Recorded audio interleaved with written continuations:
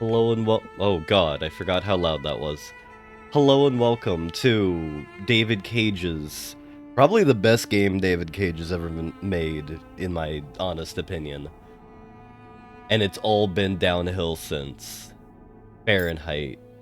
Not the book burning one, but the one about the dude who gets a ghost hand shoved up his puppet pocket. -5 degrees Fahrenheit. Every day it got a little colder.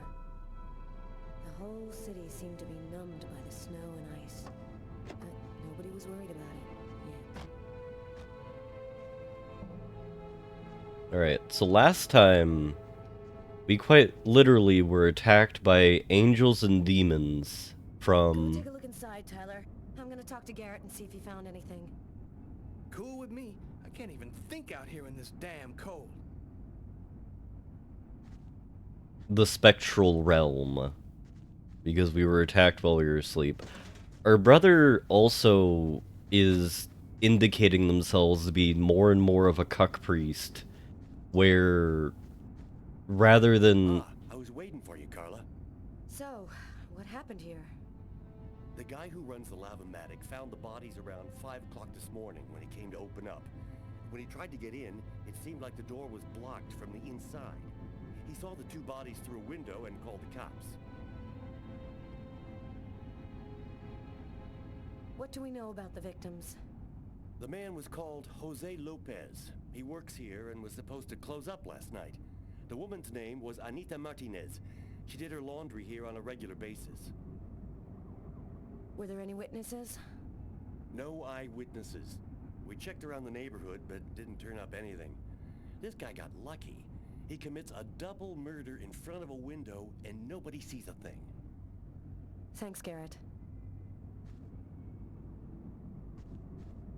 Really? Only 2 things?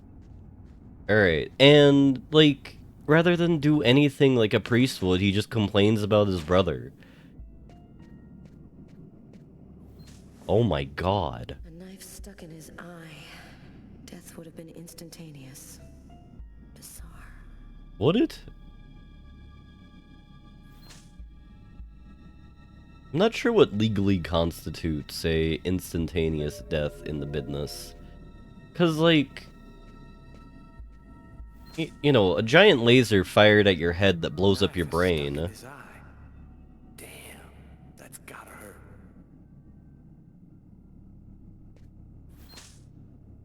hurt. Blows up your brain would definitely be a... thing that would... murder you. Thank you, Rusty. Hello. Let me know if this is any better. I'm also more energetic than I was last stream. Last stream I was a corpse.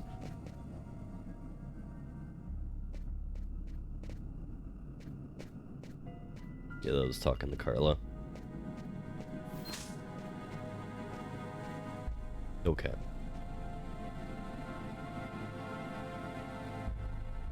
Oh god, I'm out of cough drops right in front. Oh, no, there's one more.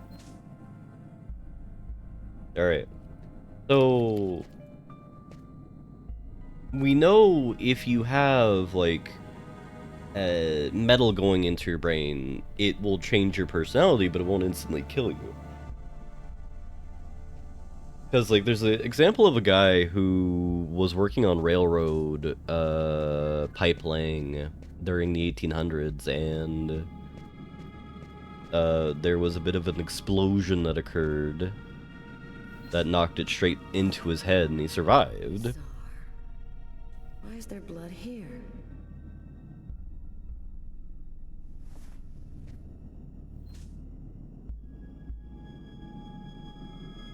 But is this loud, or loud enough, Rusty? Or is the balance good now? Because I might be able to turn it up a bit more if needed. Only very marginally, though.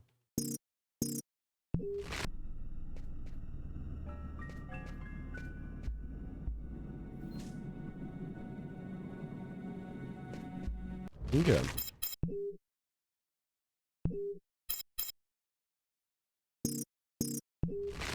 The best we can do for voices.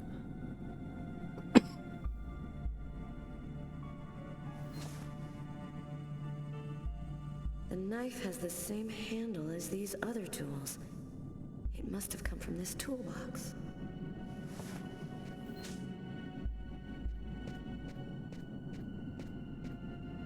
Alright, so we already covered on her. Alright.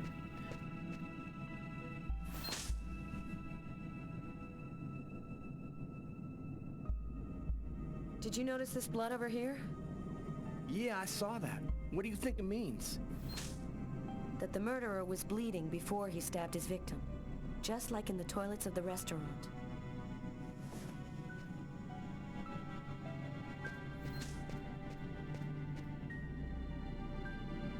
Three or four stabs in the area of the heart.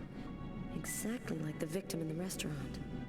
I wouldn't be surprised if the autopsy finds that the arteries were severed.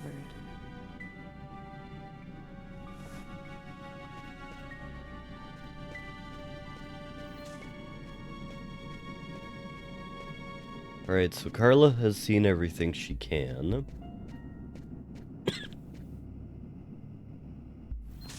Did you notice the key in the lock?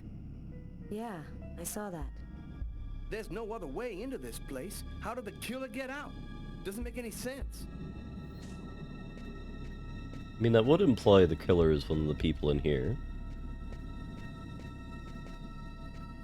I don't know. I don't know what parts of the brain you can have eviscerated and then survive with.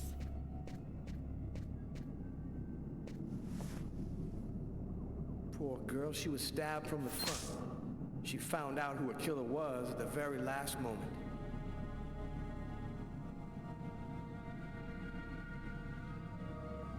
We can still hear the dial tone. She must not have had time to dial the number. Too bad. We could have had a live witness.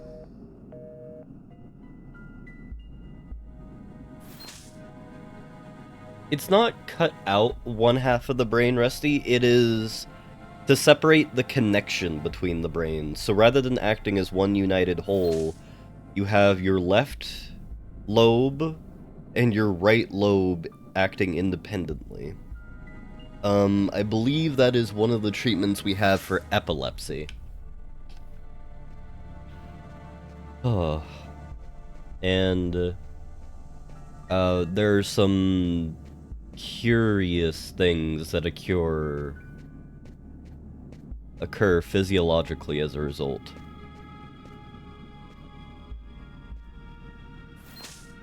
Here's the victim's laundry. Who would have believed she wouldn't be alive to get it out when it was ready?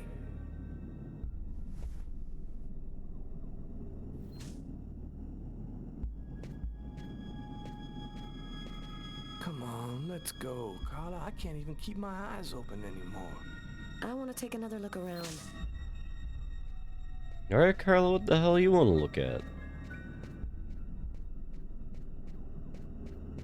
We've already done this. That's the one thing about House, is there is, like... His wrists are all cut up. Looks like some kind of symbol carved on them. Snake. A snake with two heads.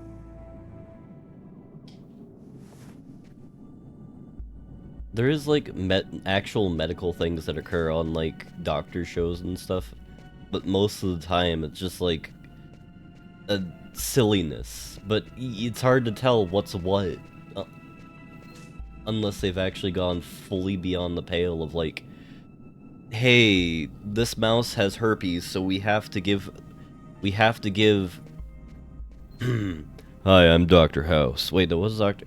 Hi, I'm Dr. House. Our patient has terminal syphilis, so we have to infect them with the blood of a mouse with herpes. And then he, like, bangs Wilson. Let's go. I've seen enough. What are we supposed to think about this murder? The guy committed suicide after killing the woman? It seems absurd, but it's the only explanation. I don't think Kane had anything to do with what happened at the laundrette. But all the same, there's got to be a link between the two murders.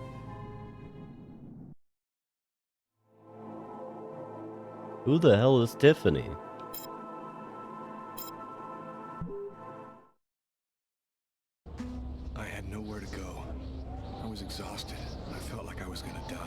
either from the cold or from hunger. I hoped that I could rest for a couple of hours at Tiffany's place, get my energy back, and figure out what to do next. I'd only been to her new apartment once before. I only had a vague memory of exactly where it was, but I was sure that this was the street. You know, I don't know much about New York, thankfully. You know, as a Californian, I'm bitterly opposed to the other Empire State. But the homicides increase or decrease during this time of year? Another homeless person. I get the feeling they're everywhere, and they're watching me. I must be getting paranoid. Isn't it the same homeless guy as, like, the last two homeless guys we looked at?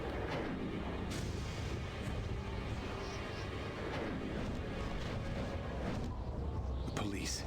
They're watching Tiffany's apartment, of course. They assumed that I'd show up here looking for a place to hide. I have to find another way in.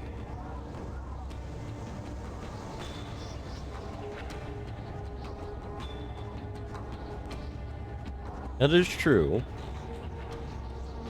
You do see a happy increase in homicides as a result of, big cold.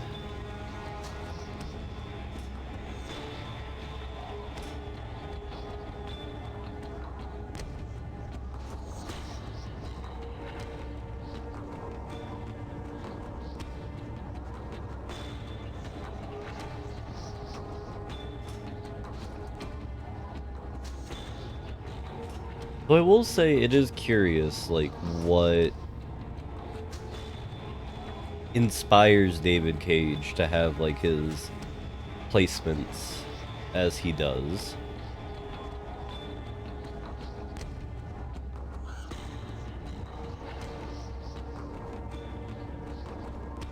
Because, like... The police. There must be some way to get around. Heavy Rain is this. Or, Heavy Rain is water. Indigo Prophecy is snow because it progressively gets colder and colder. Are we really doing that? Oh my god, we are. I don't know really what to describe Beyond Two Souls as. Other than, like, the ghost meter, where everything progressively gets more ghost, depending on, like... Well, I guess there's really no branching narratives in that. It's all more and more ghost. There is the Wind Demons. I will say, like, in terms of, like, the ideas in there... Like, Beyond Two Souls probably could be the most interesting David Cage game due to the fact that it has part of what I enjoy about, like, Control, where you have a federal bureau that actually is investigating paranormal and paranatural phenomena.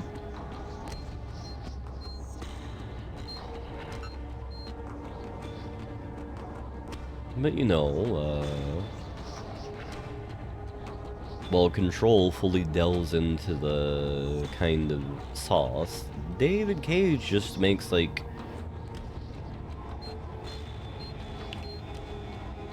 he makes things that are science-shaped. And tries to make it work.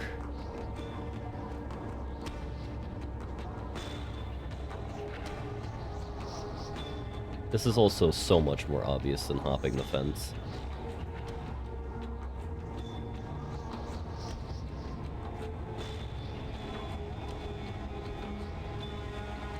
Yeah. And I'm gonna do my very best to avoid the rape scene if possible. Because that is apparently an option. Oh, come on.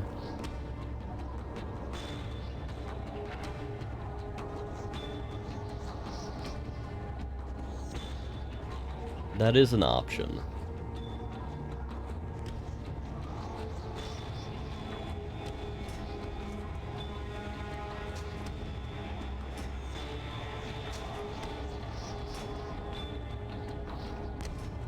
Yeah, no, like, if there's one thing we know about the Maestro Cage, is he is a fairly distasteful individual in regards to the content he covers, or not necessarily the content he covers, the manner that he covers That it window in. leads to Tiffany's apartment. If only I could find a way to open it. Is a way to open it in here? No. We're gonna use our Jedi powers? I guess vampire powers? I think it budged a little.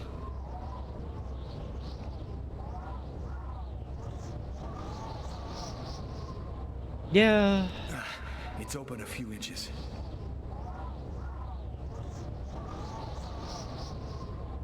Which, like, kind of I makes... almost had it.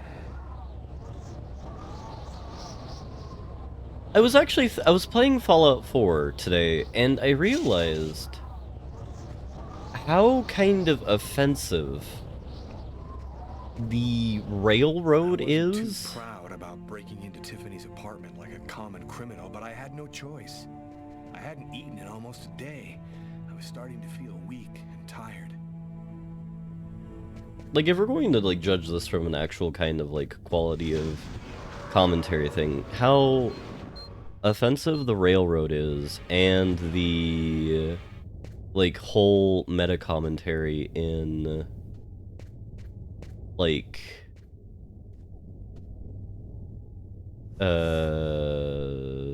Detroit Become Human. Did I become a train hater? I'm not a train hater. Well, unless it's unsatisfactory, then they are deeply problematic.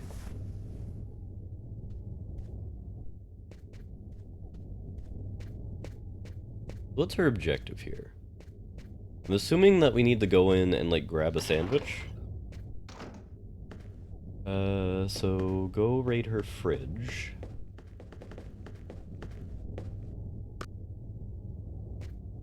You have one new message today at 10:41. Hello, Miss Harper. I'm Detective Carla Valenti from the New York City Police Department. I'd like to ask you a few questions. I'll try calling you back a little later today. Oh my god, this is actually a really annoying mechanic now.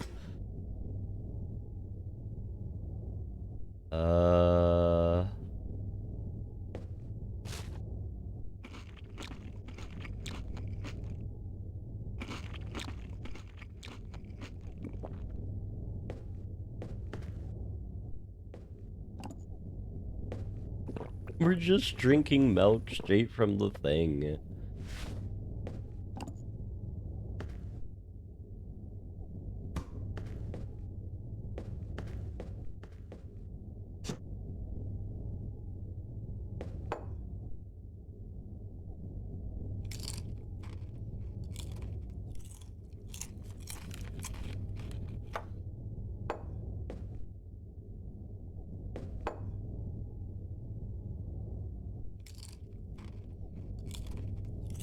We might actually have to repeat this whole segment due to the fact that we, are having such a low kind of standing for HP. Nothing to eat here. Or not even HP, but like... Nothing to eat here. our arbitrary sanity mechanic. But no, like, the reason why I say it's disrespectful is, like, the whole thing is about, like...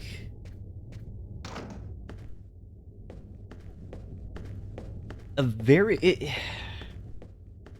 they're both goofy because, like, they're both metaphors about, like, IRL... And for an expert's point of view on the subject, we have with us today one of the most renowned specialists on Mayan civilization, Professor Dmitry Kuryakin of the Mesoamerican University here in New York. Thanks for being with us today, Professor. You've written a fascinating book on Mayan rituals, and I wanted to ask you if... A specialist in Mayan civilization. He'd known what Kekniklan means. Gotta meet this Professor Kuryakin.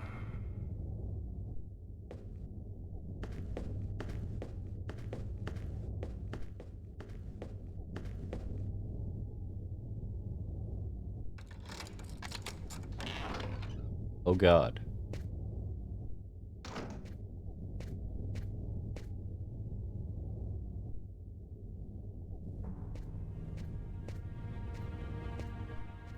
You scared me. What are you doing here? The police are looking for me. I needed a place to hide for a few hours. Lucas, what happened to you? The papers are saying that you killed several people. Is it true? The whole thing is very complicated. All I can tell you is that I am not a murderer. I know you're not capable of doing what they said you did, Lucas. You have to explain. You have to tell them you're innocent. I've got to find out exactly what's happened to me, Tiffany. That's the only way I can prove my innocence.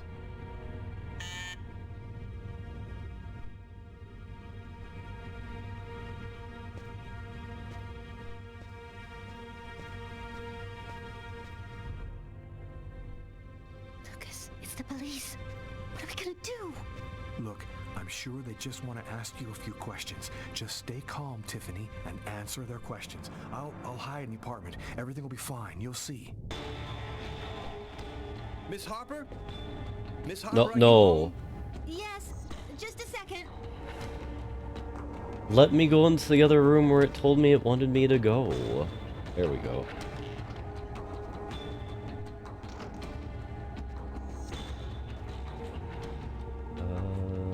It said go in the bed.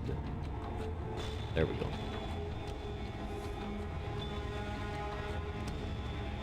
Lucas, I can't keep them waiting anymore. I've got to open the door.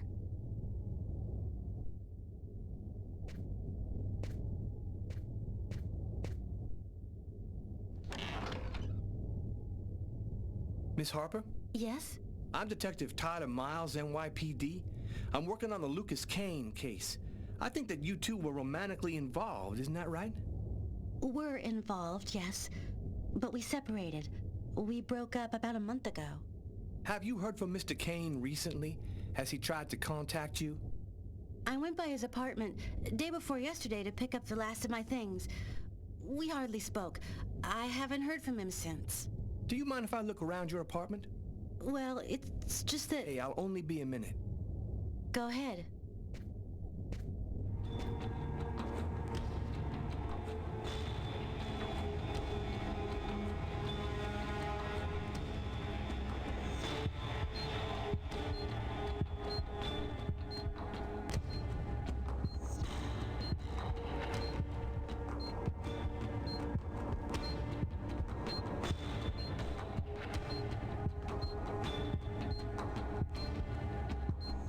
Doing a little redecorating? Yes, the apartment wasn't in very good shape, so I've been painting it. It's taking a long time with my job. I don't have much time to... And what do you do? I'm a nurse. I work at St. John's Hospital.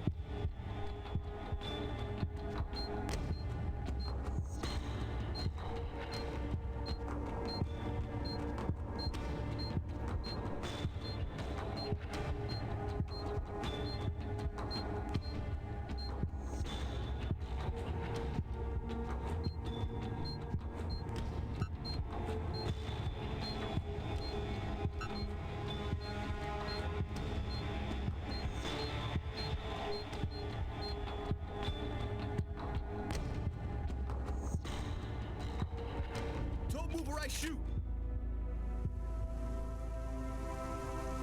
This is how my story ends. I was Never know what told... really happened to me in that East End restaurant on that cold January night. Because as far as everyone is concerned, I'm getting just what I deserve. The game told me to go here. I am now officially mad.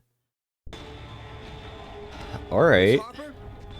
Miss Harper, are you home? Well, Rusty, Yes, since... just a second. I'm coming. Lucas, I can't keep them waiting anymore. I've got to open the door.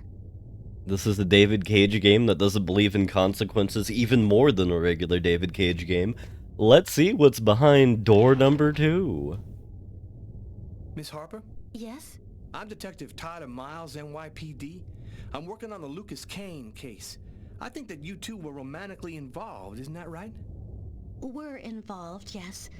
But we separated. We broke up about a month ago.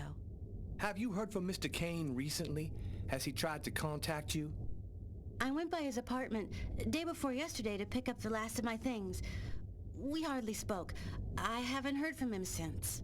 Do you mind if I look around your apartment? Well, it's just that... Hey, I'll only be a minute. Go ahead. You can just see us right there. Let's see how bad of a cop Tyler really is.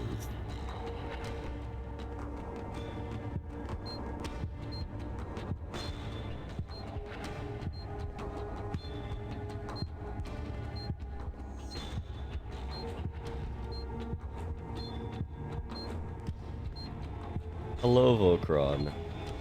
Well, forgiven definitions of okay.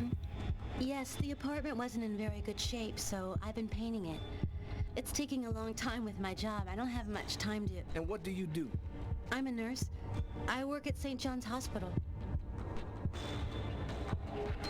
Oh my god. New York Police Department's finest, everybody. Tyler Tylerington does not see local criminal very obvious from front door.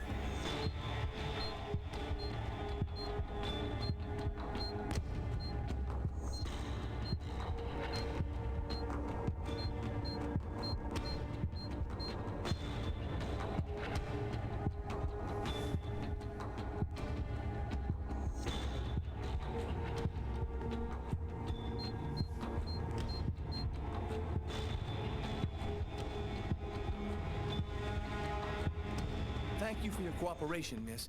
If Kane does try to recontact you, please call me right away. Here's my card.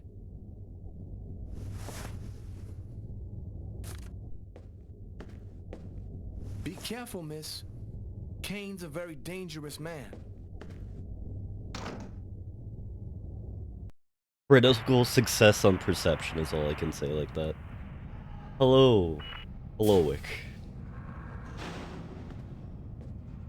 Hello, my name's Barney. Detective Carla Barney Valenti. Gumble.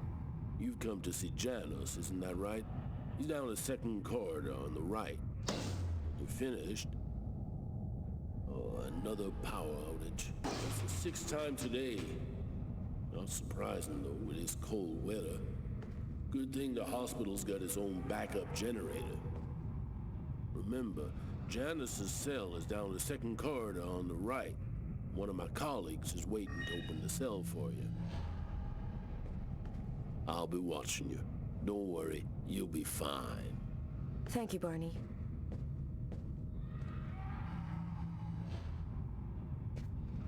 I wasn't sure exactly what I expected to find out by coming here. Kane was the killer. There was no doubt about that. And yet, I needed to know just what happened in the strange case of the Kirsten killings.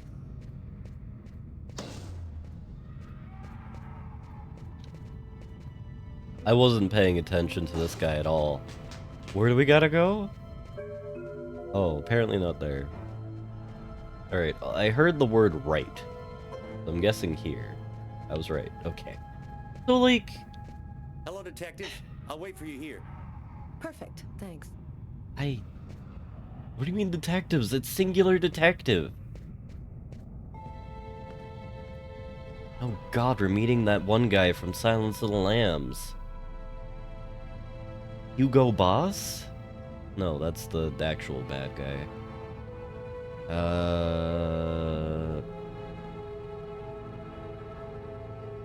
Old David Cage. No, Hannibal Lecter. That's the third time's the charm. Hannibal Lecter.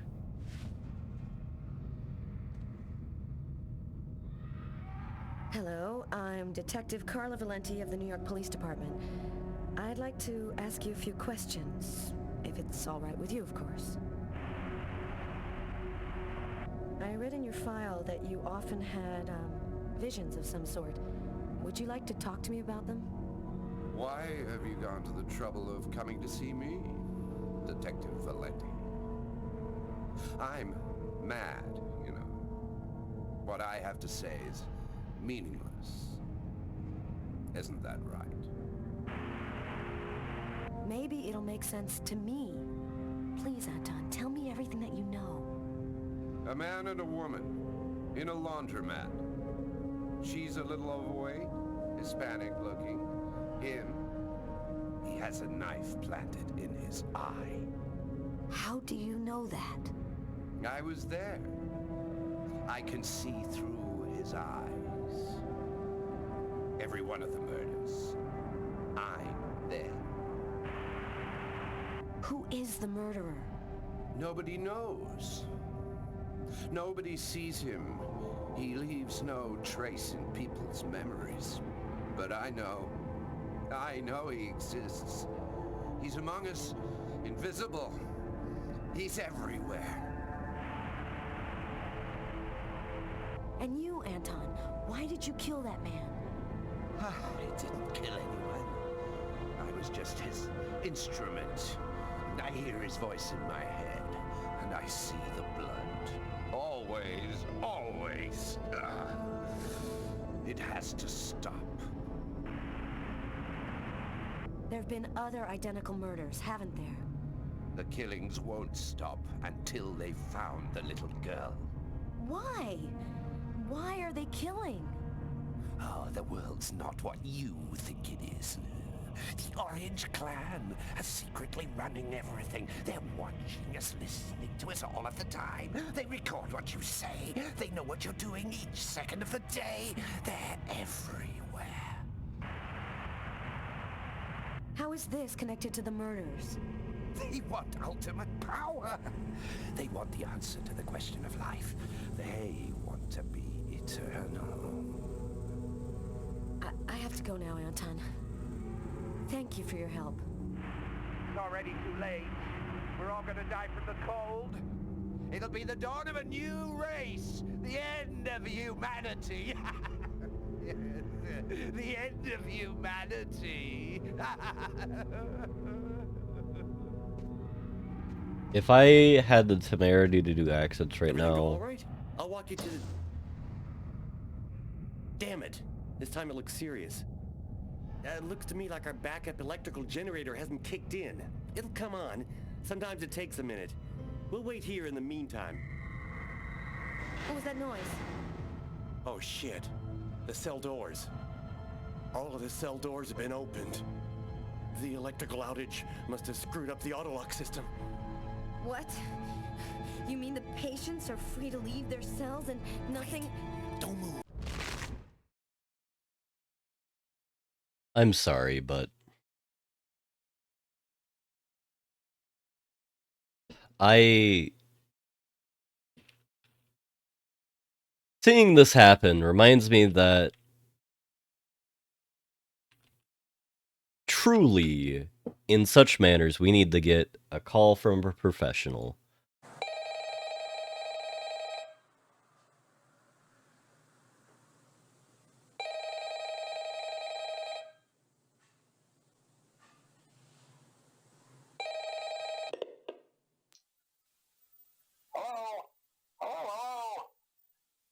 I wanted to record a message for you to help you get settled in on your first night.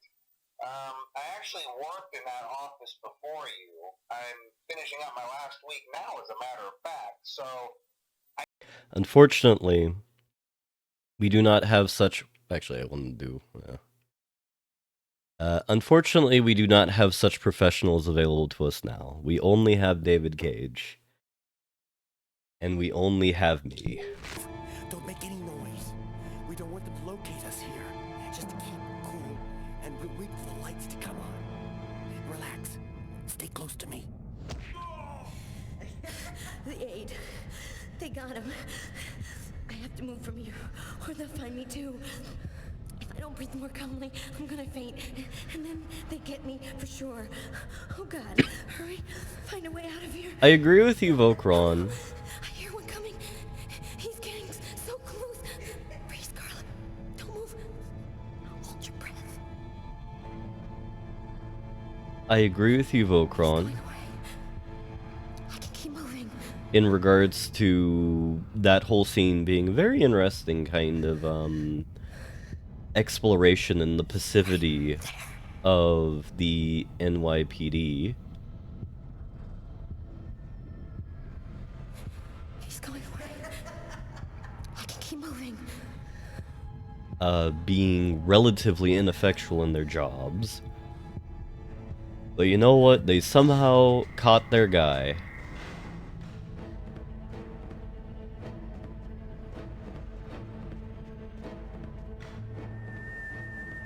Barney! Barney! Open up! Oh, thank God you made it out. I don't know what the hell could have happened. The auto lock system opened all of the cell doors. Are you hurt? Are you sure you're all right? Great, Barney. I feel great. I love playing hide and seek in the dark with a pack of psychopathic killers.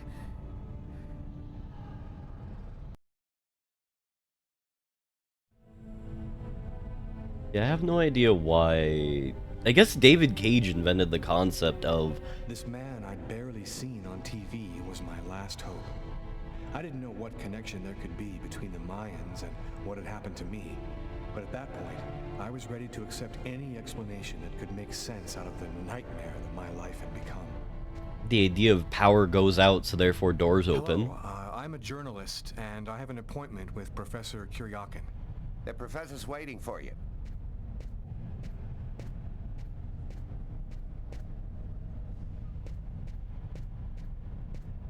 Okay.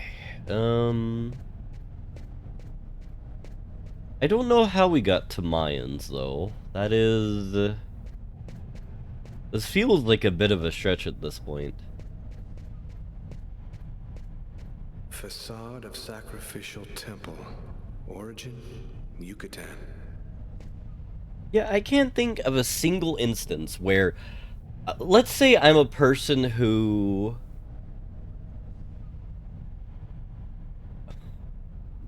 I mean, when we finish the game, we could take a look at that to see what happens. I don't know if I have the temerity to complete the game today with everything. Unlike last stream, I actually have energy about me. Which I didn't last time. The question is, I don't know how much of the game is left, and I don't know how much longer I want to be streaming today. Well, I say that, I've only started the stream 45 minutes ago. We'll probably go for another 3 hours or so. But my point is, like, what types of places would use electrically locked doors? Maybe prisons, maybe umbrella-style research facilities, maybe, like, just general research institutions. I can't think, like, who else is going to A, shell out the money for that, B, want to have extra protection by doing that? No one. So, like, in all of those instances, I knew there was one of you. In all of those instances, it's a patently dangerous thing to have the doors open mysteriously. Now, I can understand from an OSHA perspective, it's probably illegal to have the doors remain closed in the event of a power outage, but if you're working for any of those organizations, OSHA be damned. You're trying to keep things in, not keep things out. Professor Kuryakin? Yes? My name's John Cunningham. We spoke on the phone. I'm a journalist, and I'm gathering information for an article I'm writing about the Mayan religion. Ah, yes, I've been waiting for you, young man. What paper did you say you write for once again?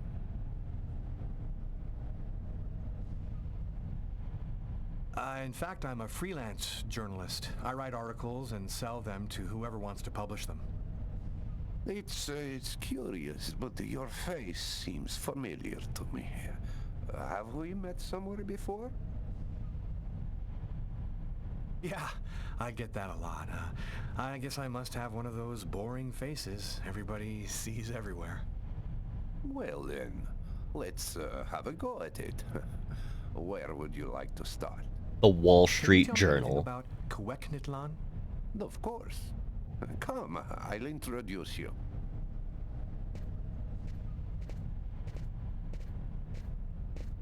Hello, I'm a reporter for the Wall Street Journal here, talking about ghosts. You see before you the ancient Mayan god Kueknitlan, the serpent with the two heads. One head sees in this reality the second in the other world. By opening both mouths, the Mayan oracles could see through the serpent into the other world. Wait. Could you explain this? Are all of the Quantic Dream games in the same setting? Because based off of this information here, there's a non-zero chance that Indigo Prophecy and Beyond Two Souls are in the same universe. Which then, from there, Heavy Rain could be as well.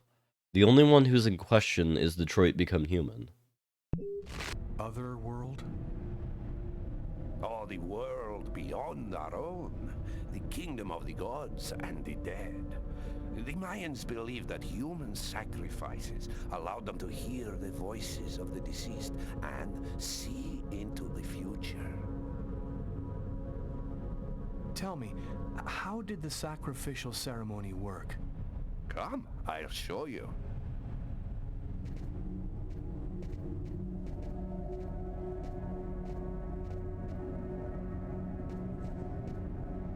This painting, dating from the 1st century BC, shows a sacrificial ceremony.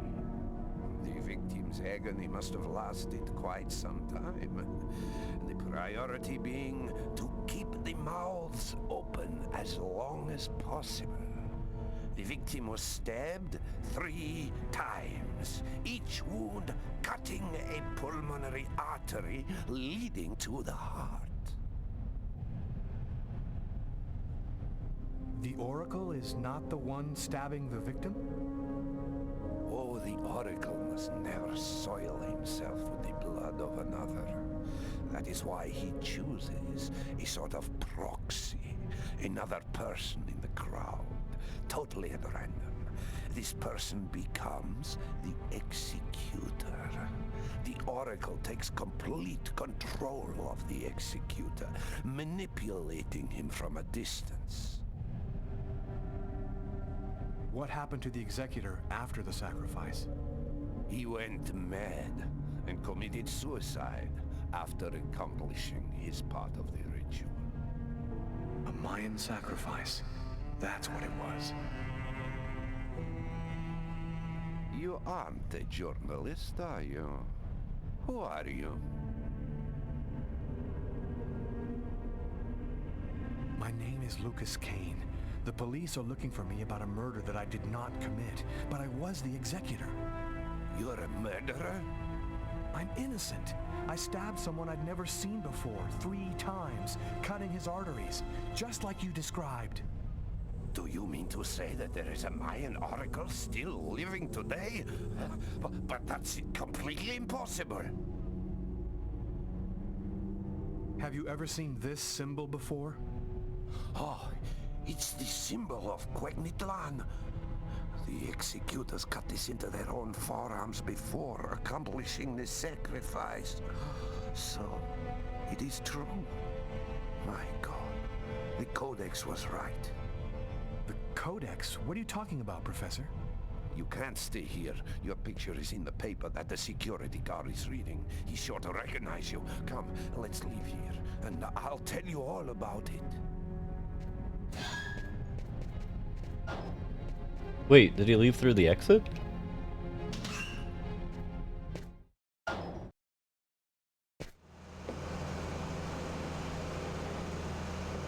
Thank you for your help, Professor.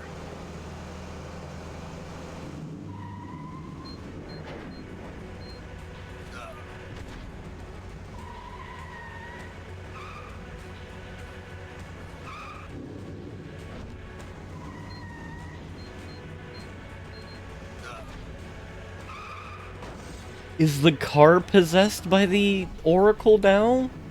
Oh my God.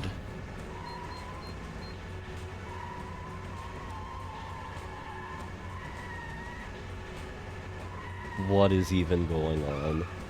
Yeah, didn't you know the Mayans invented the automobile?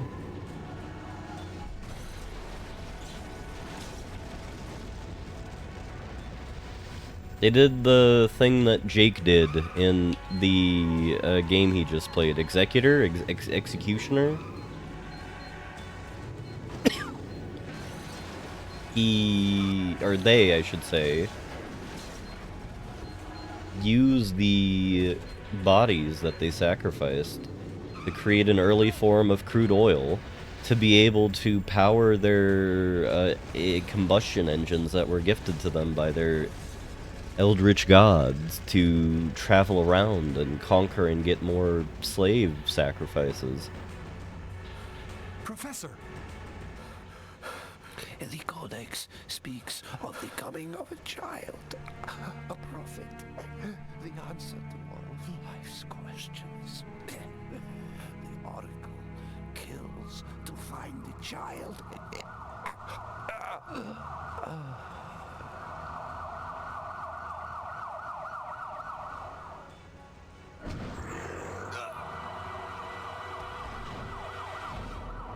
Why did that guy die? He didn't do anything.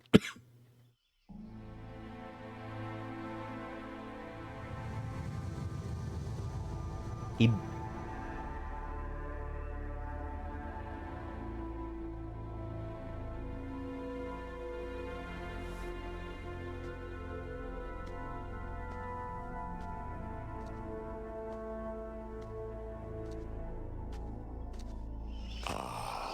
There you are. I've been looking forward to meeting you. Few men are capable of resisting an oracle. What is there so different about you?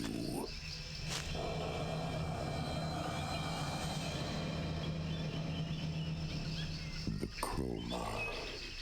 You have the chroma. So that explains it. How did you ever acquire such a power? No matter. What matters is, the time has come for you to die. The chroma? What does that mean? The force that created the universe. The origin of everything. It gives extraordinary powers to those who possess it. This is some kind of dream, isn't it? You're not really there in front of me, are you? Reality is a notion that doesn't have any meaning where I come from. We are not really here, and yet you will die here. Believe me, this world is just as real as your own. Enough talk. Other matters await my attention. We will see each other again in the other world. Gibin dinna quendane.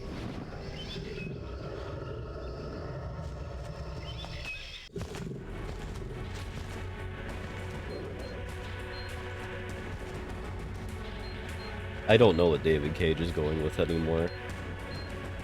We've reached the part of the game where he's ran out of ideas. Or maybe this is what... Everything was a carefully constructed police narrative to get to the point of the game he actually wanted to tell the story for, which is Mayan insane adventure into the fantasy jungle landscape that is one's mind. And he defrauded all the customers by having, like, a nice, happy little murder game that everyone could be involved with, which is why he was forced to actually make it in Heavy Rain, so he could go back to his bullshit ideas again in Beyond Two Souls. Actually, I think that might be correct.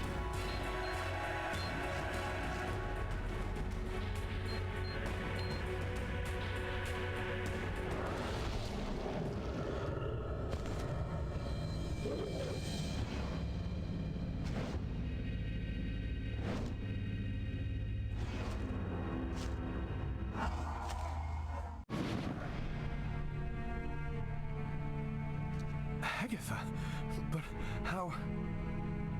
Listen closely, Lucas. Those who employ the Oracle are searching for a little girl, a perfectly pure soul that's never been incarnated. Her coming was foretold by the most ancient prophecy in human history. She's the one you see in your dreams. You must find her before the Oracle does and put her someplace safe. Hurry, There isn't much time, and they are already back on your trail. You are the one from my dreams.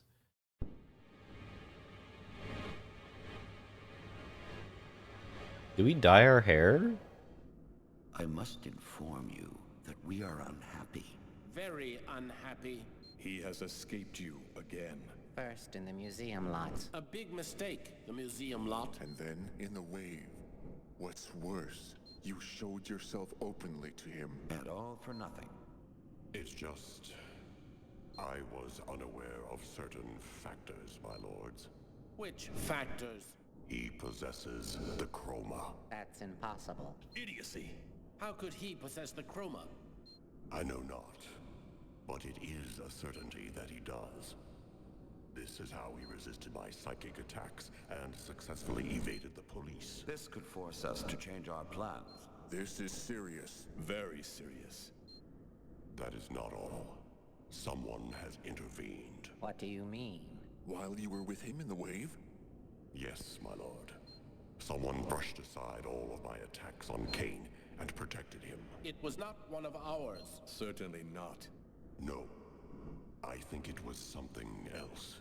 Its chroma was... different. Another clan? That's impossible. Only we are left. We have a rival. Who searches for the Indigo child as we do. They must not find the child. That would be a catastrophe. A disaster. Kane is on their side. Unless they are just using him. He is the key. He sees through our eyes. He must not find the child. You must deal with this problem. Definitively. I have already taken measures. He will be definitively dealt with, and soon. Do not disappoint us. You may leave us. I think it's changing tone based off of the speaker.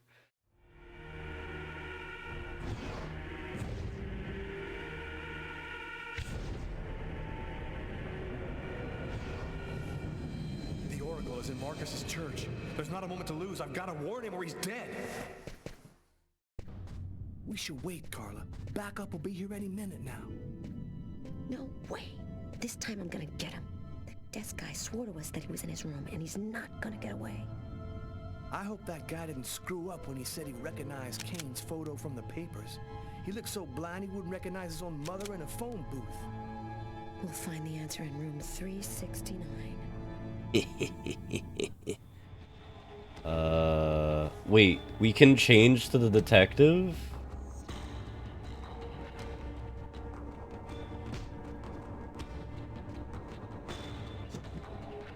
Wait.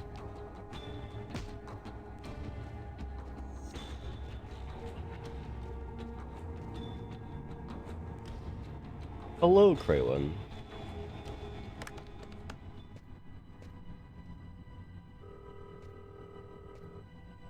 Pick up, Marcus. Pick up.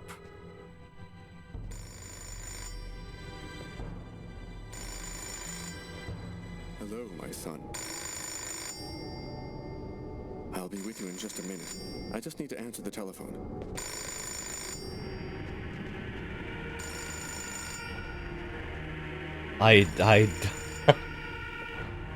We tried that earlier, Kraylin, and we were immediately discovered by the forces of evil. St. Paul's Cathedral. Marcus, he's in the church. Don't let him get anywhere near you. Lucas? Is that you, Lucas? What's going on? I see through the eyes of the Oracle. I saw him go in your church. I know he's in there now. But what could he want in here? Marcus? Marcus! No. No, we're not doing that one. We're saving our brother.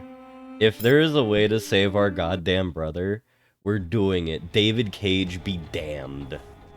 Alright, we will open the window though.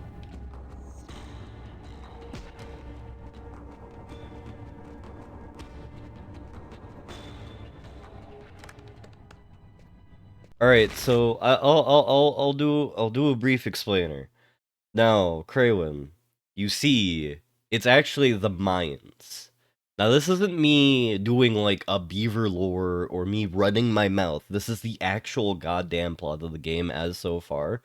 There is a Mayan dude who's been alive for like the last presumable 2,000 years that has been sacrificing people in order to figure out the child of prophecy that'll allow them to do something that goes to the other dimension, the other reality.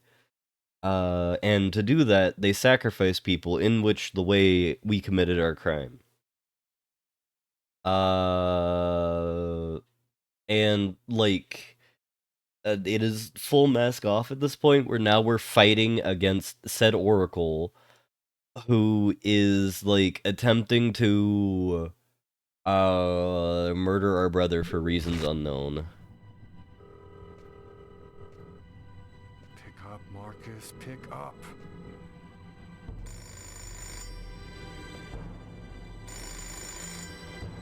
Hello, my son. I'll be with you in just a minute. I just need to answer the telephone.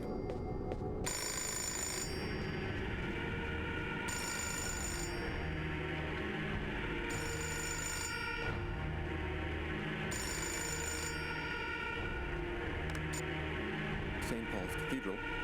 Marcus, he's in the church. Don't let him get anywhere near you. Lucas? Is that you, Lucas? What's going on? I don't have time to explain, Marcus. Run, right now. Shut the doors and lock them tight. I'm begging you, just do what I say. Oh, come now, Lucas. Just do it, now!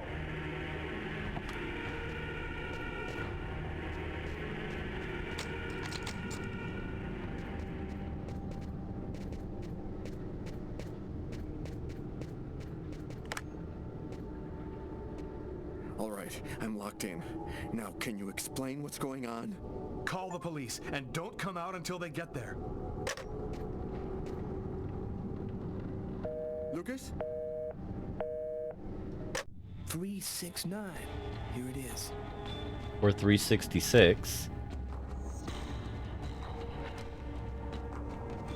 Oh yeah, we have to save Marcus for, Detroit Become Human. You know, this is just the canon timeline. It's the wrong room number.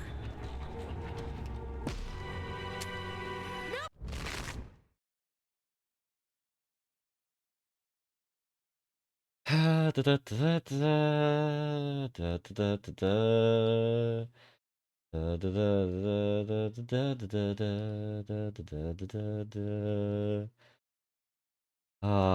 David Cage, why did I think anything better of you? Why did I not expect there to be a whole ass, like, dude banging a prostitute?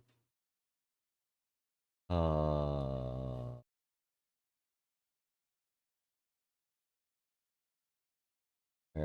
here we go. Yeah, he gets uploaded into the Android of Marcus. Alright.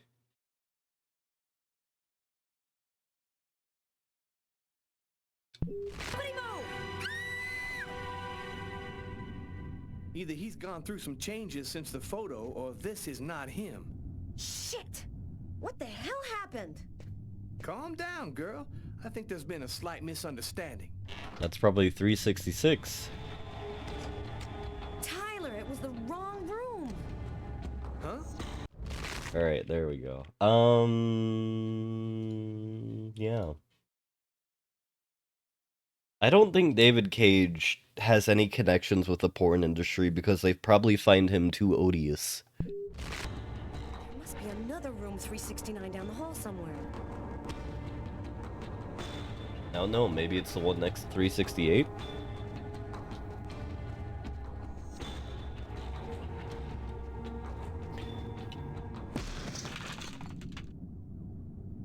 I think the bird has flown the coop.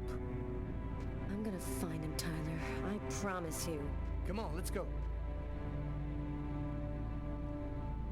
Oh my god, we're doing literal Spider-Man bullshit.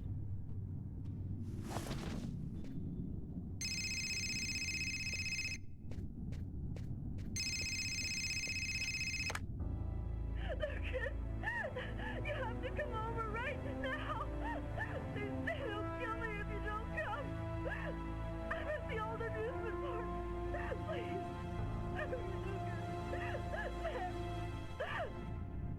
must realize now that I am not joking.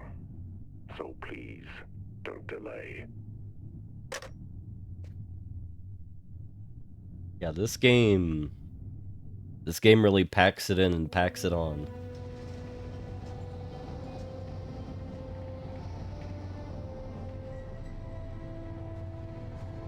I'm moving towards my death. Everything that I've been through since the second I entered that diner, all of it was leading me to this moment. I was tired of fighting, running and hiding all the time. I was losing anyway. There was only one thing left to do. Try to save Tiffany's life. And after that, I decided not to fight my destiny anymore. Yeah, what's up with David Cage and, like... Tiffany, she's at the top of the roller coaster. I have to find a way up there. What is with David Cage with scenes like this, where you have, like, whole kind of ordeals of disaster at amusement parks? This is the first of 2 times he's done this so far. I'm sure he'll try and figure out how to do it a second time. Or a 3rd time in Star Wars. And don't forget Cyberpunk 2077 there, Wick. We can't be denied. You meet the fat bastard in the mysterious hotel room, and then you proceed to be, for, like, crimes. So it's like dudes cheating on their wives, wives cheating on their dudes, murderers, drug deals, and, what is it? Conspiracy to commit crimes.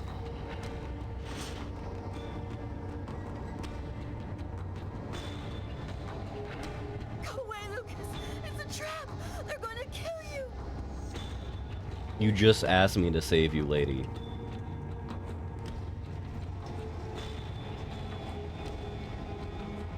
Okay.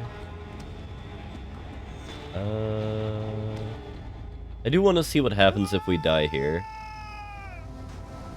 And that's how my story ends.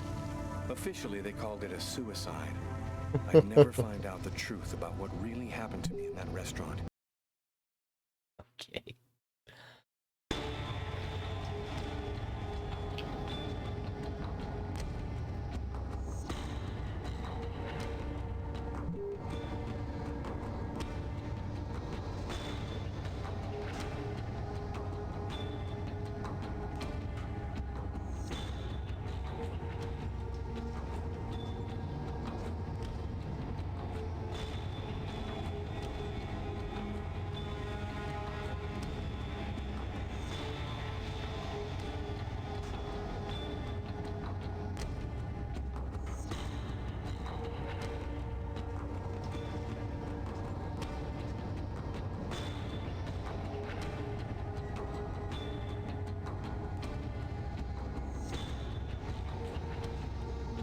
Whoever thought up of this as QuickTime event needs to be sent to the Shadow Realm. That's all I'm going to say.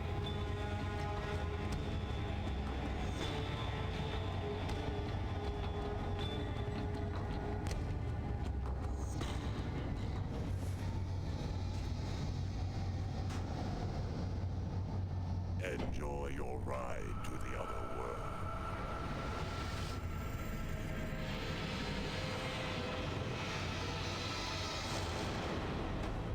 Also, didn't we, like, jump from a higher point earlier in the game?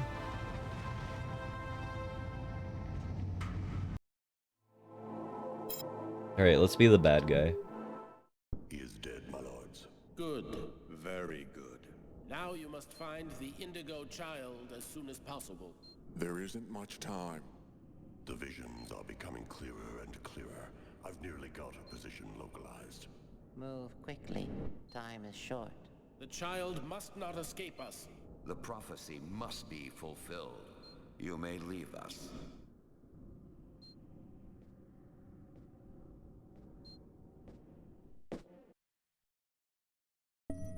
That's it.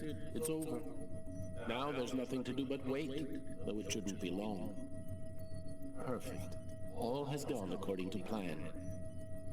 I sense another signal. Cerebral spinal activity. I think he's dreaming.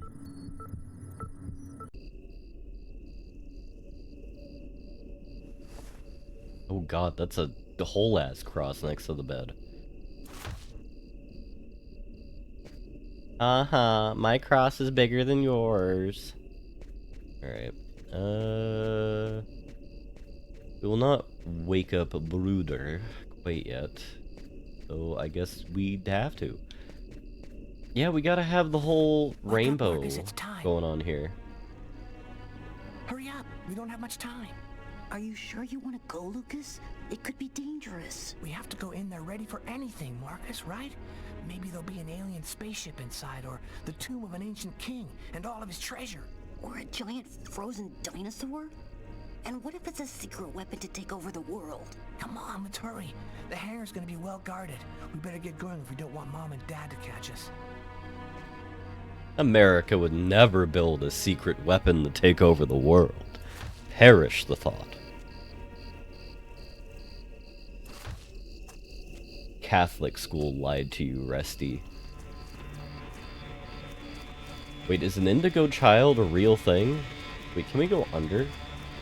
I'm annoyed that we can't go under.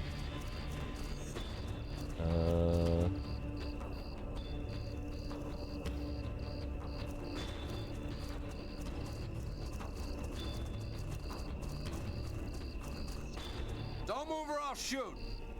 A new age thing? Sir, we're just kids. We're the Kane boys. What the hell are you doing out here at this hour? Get back to your home immediately.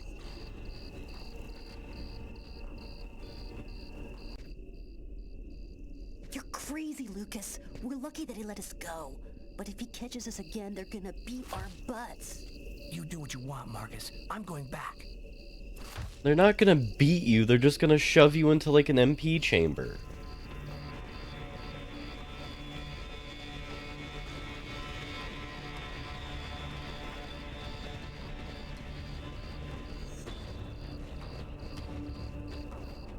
Oh god. There are a lot of kooky things out there, I will say, that them new age folks have thought up over the years, right? So you have like the crystal. Don't move or I'll shoot. So you have like the crystal aura. Actually, I don't think the light actually is really meaningful.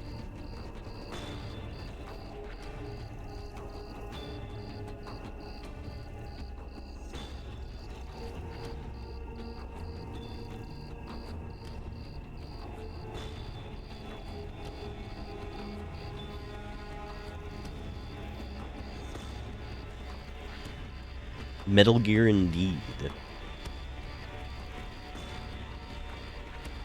I actually have been in a Kojima mood. I might make a mistake and actually buy Death Stranding.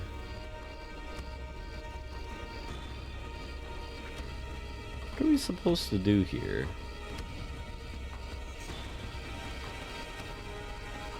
Oh, it's based off of whether or not he's turning his head or not. I understand now. The crystal aura is autistic? I didn't mean to say autistic, but I could have.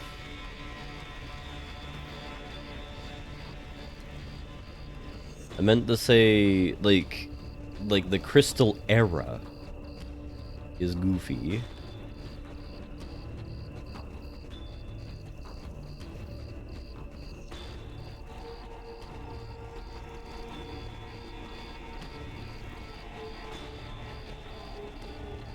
Don't move or I'll shoot. What the hell are you doing out here at this hour? You know Get what? back to your home immediately. Kraywin, I was so flabbergasted by the fact that the crystal thing isn't just like some goofy thing from like the 60s. It's actually from the 1600s. I'm actually damn near floored about that. soldier. Quick, let's hide.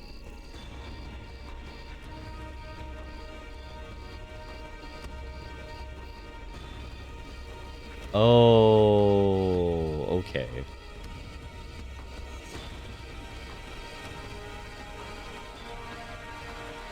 That makes a little bit more sense.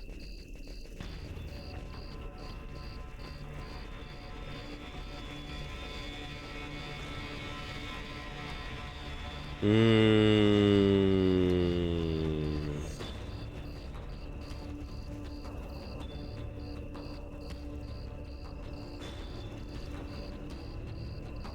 can't go any further. That soldier's blocking the way. One of us should sneak around the back and find a way to avoid him.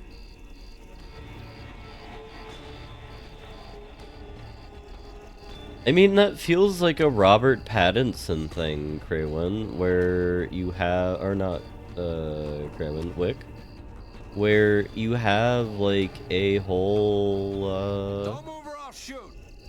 What the hell are you doing out here at this hour? Your peripheral vision ain't that good, bucko. You ain't seeing Senator Smallchild in the middle of the night. Alright, what if I just go this way? Surely he doesn't have telescopic vision. The answer to that is no. The name of that series, or the concept of that series, I should say, sounds familiar. Where we have... I believe I've heard that. Who the hell saw me?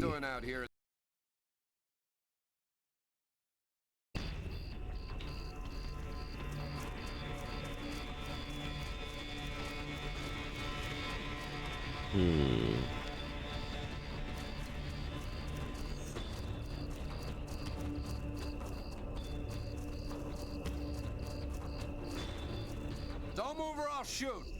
So this guy is the one that saw me over here. Don't move or I'll shoot! What the hell are you doing out? I really like it because post 9/11 fear and pessimism and there.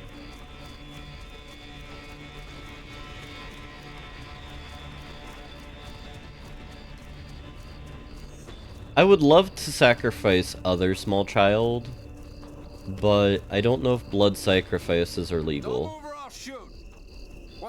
So let's find out.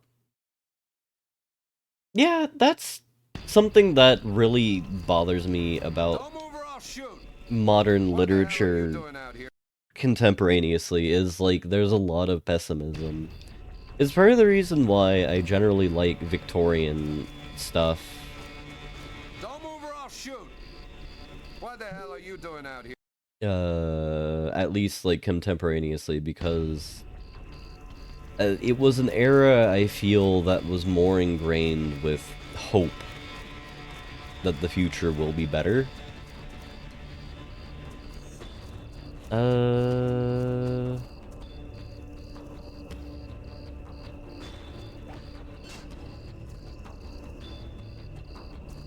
mean, that shouldn't have distracted that guard, but, you know. Don't move or I'll shoot! What the hell are you doing out here at this...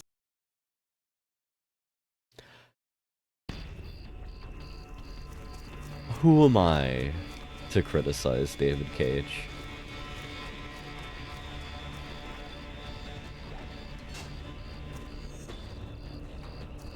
Don't move or I'll shoot. Senator Smallchild seizing the military base by force. We'll have to add that onto my list, Greywin. Thank you for bringing it up. I like positivity in the works of fiction that I consume. It's part of the reason... Don't move or I'll shoot! What the hell are you doing out here at this hour?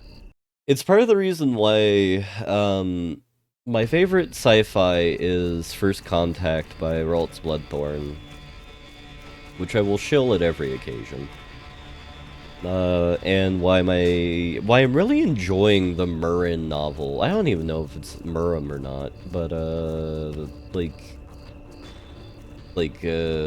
Troublemaker of the White Tower is pretty good. Is a pretty good manhwa or a thing. I would appreciate that. Thank you.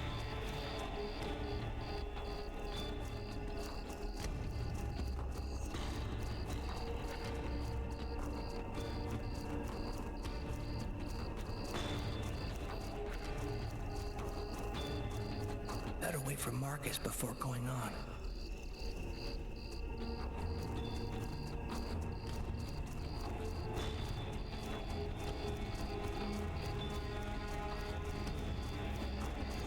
I think the Chinese still have some things to get over before we'll see that kind of thing from them.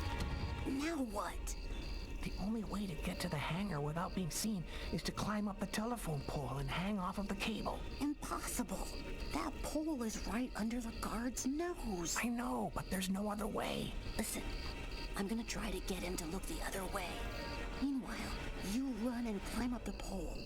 I'll try to set it up so you have enough time. Okay, but how are you gonna get in? I'll meet you back at the house. You tell me everything when you get back. At least that way we'll know for sure whether there's a flying saucer in that hangar.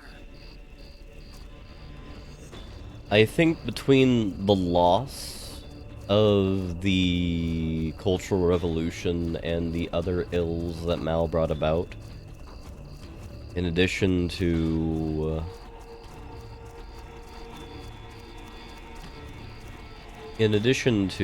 like, oh dearie me, not here. In addition to like the lasting after effects of the century of humiliation and whatnot, I think I don't know what it'll take to have like more positivity in the Chinese zeitgeist, but it'll be It's all up to you, Lucas. It'll be a little while. Hey, what do you think you're doing there? I'm looking for my cat, sir. He ran out of the house. He was on the garbage, but then he got away before I could grab him. You're one of the Kane boys, right? Head on home, son. You shouldn't be out prowling around alone at this hour. Wait, why did... My cat, sir. Oh, right. The thing's over Right here. now, you go on back home. Telephone pole. Oh, God.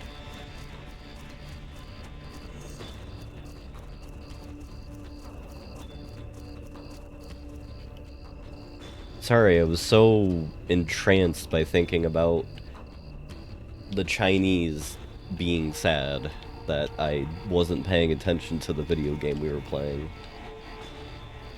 That's why we need to have a whole segment of time of, like, the visual content of the stream is just Welly talks, Welly has a roaring fire in the background, and we just run our mouths for, you know, several periods of times. This is probably screwed. Oh no, just barely not.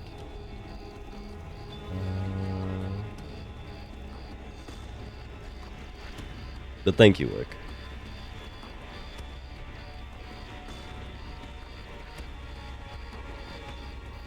On the spirit of Chinese, man. Yeah.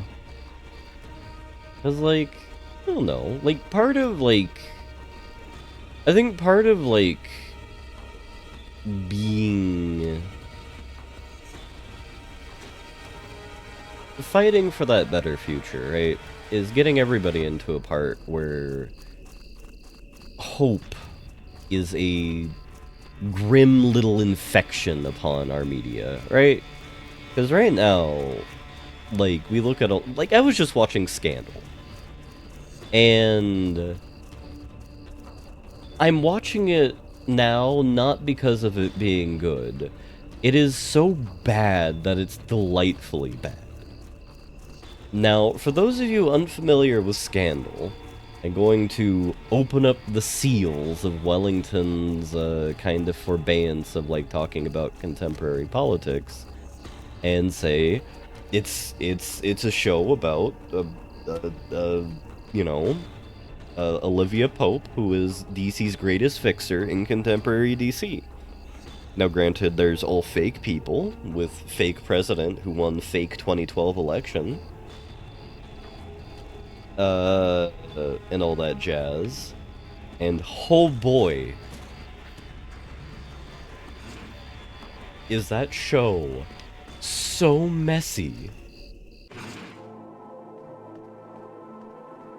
I actually need to pause to describe this. Alright. So, there's no orange men, though the president is a Republican. So, first off, this came up far before the Trump thing either. It's not even influenced by any of that. However, so the president is banging Olivia Pope, or wants to bang Olivia Pope. However, like, his wife, who doesn't really fully care about that, she cares more about the optics of that, gets mad. And, like, there's a whole thing about, like, a couple of people getting murdered. The president has no idea any of this is going on because he just wants to fuck the main character, the female lead, and just be the president. Meanwhile, everything that's happening in the background is absolutely outrageous. The election was stolen, and there was like a building that was bombed, and like I was reading the synopsis, like later on in the series, like the president, the duly elected president is killed, and then the vice president is framed for his murder, which then causes a constitutional crisis, which leads to the person who lost the election becoming president, until the vice president who was accused of murder being acquitted, they are then murdered. And then the other person becomes president again. And like this is like season 7. I'm in season 3, and like it just loses all plot. Now, I take solace in the fact that if you want to see an accurate show about the crazy things about modern political life, watch Veep. Veep is great. Everybody's an idiot.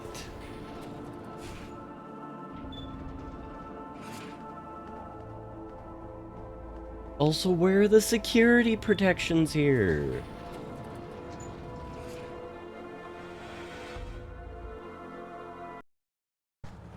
When I got the call, I didn't hesitate for 1 second. I came without telling anybody, not even Tyler.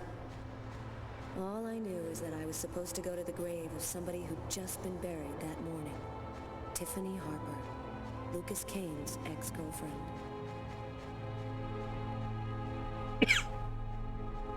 Wait, Tiffany died?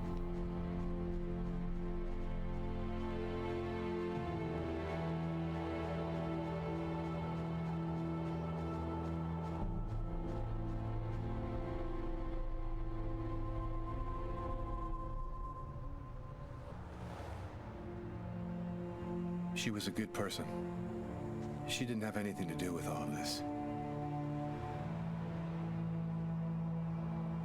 You got a lot of guts, Mr. Kane, to call my office and ask for a meeting when every cop in the country is hot on your trail. I didn't see that coming. Your investigation has too many shadowy areas in it for you to content yourself with the official version. You're here because you think I might have the answers to your questions. Oh God. Who is the real killer? I don't know his name. I don't even know if there's anyone alive who does. All that I do know is that he's a Mayan oracle who has the power to erase all memory of his existence from anyone who sees him. Why does he want to kill all of these people? He's using the ritual to find a little girl, The Indigo Child. Why does he want this little girl? I'm not sure. All I know is that the child is very special, and that the fate of humanity depends on her. The Oracle isn't acting alone, is he? He belongs to a secret clan who have united the most powerful beings on Earth. Their power has no limit, and they'll do anything to get the Indigo Child. You mean the Orange Clan? You already know about them? I went to see one of the murderers in an asylum. He talked about the Orange Clan. Oh, this is just unbelievable. But his story is consistent. It seems to fit with what I already know.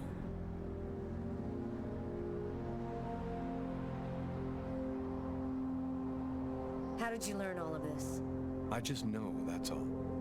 The question isn't whether what I'm saying is true or not. The question is, are you going to help me? Why are you telling me all of this?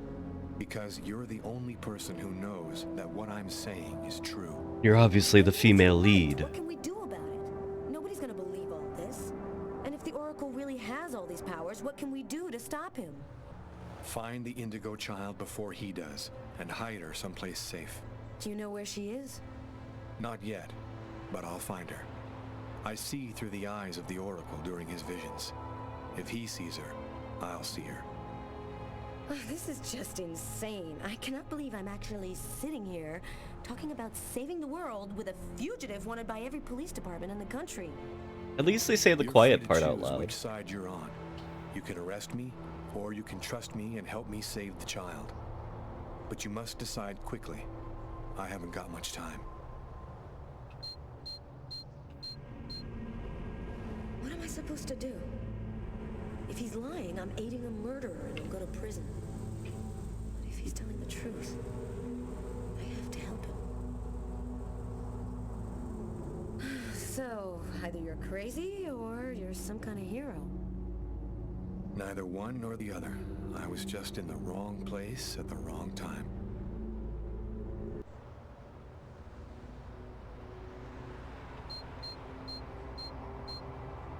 His hand. It's as cold as ice.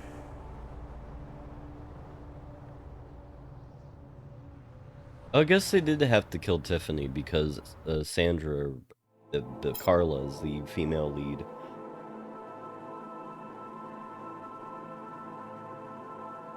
She could feel it in her soul, Wick. But yeah, no, Andor was a fascinating thing to watch, but it made me... I don't know why, but the second season made me mad. Or the final season made me mad.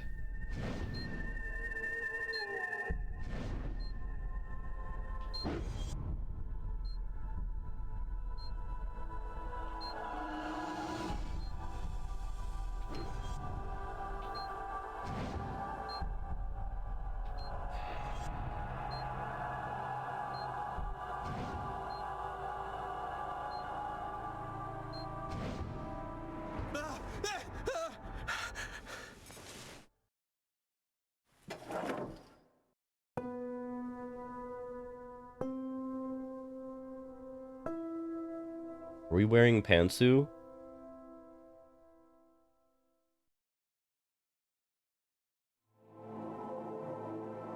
We'll do this from the perspective of Tyler first. Almost the entire country is now without water and electricity services. The army has been mobilized to help provide shelter and basic necessities, but the cold and snow have hampered ground movement, and storms have shut down every airport in the country. Scientists are still unable to fully explain the reason behind the cold wave which has now gripped the entire planet. Temperatures continue to fall everywhere in the world as authorities ponder. Well, our job is done. Now it's up to the army to do what they can to help the population. Carla, you should get some sleep. You haven't closed your eyes in 2 days. I have to get warm to do that. I'm solid ice from head to toe. Yeah. Hey, look, can I get real with you here for a sec, Carla? I think it's probably now or never. I get the feeling you're hiding something from me on this Kane thing. Am I right? Yeah, you're right. I found him, but I think he's innocent. I didn't say anything because I didn't want to get you involved, Tyler. You mad at me? Nah, of course not. Plus, with everything that's going on now, I guess it doesn't really matter. Anyway, as long as you do what you think is right, you can't go too wrong.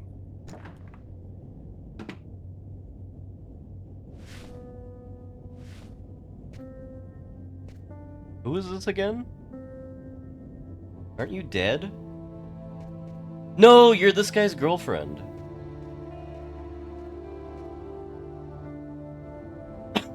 I see your point, Kraywin, but at the same time,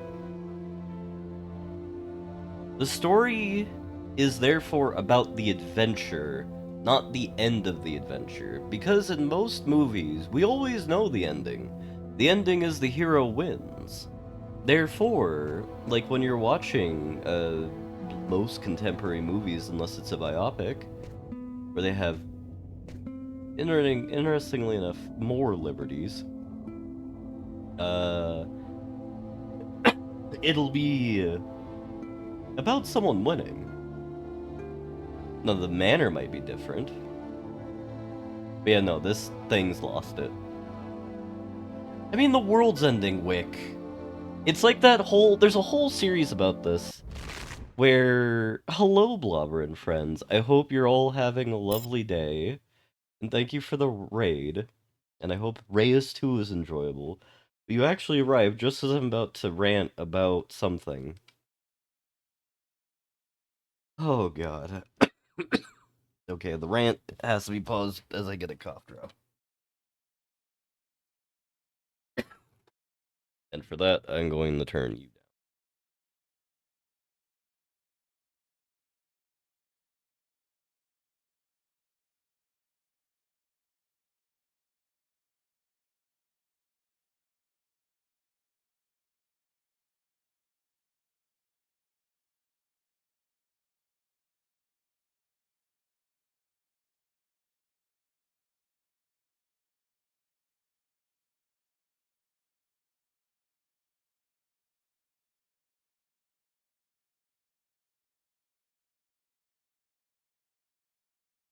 but that's fair.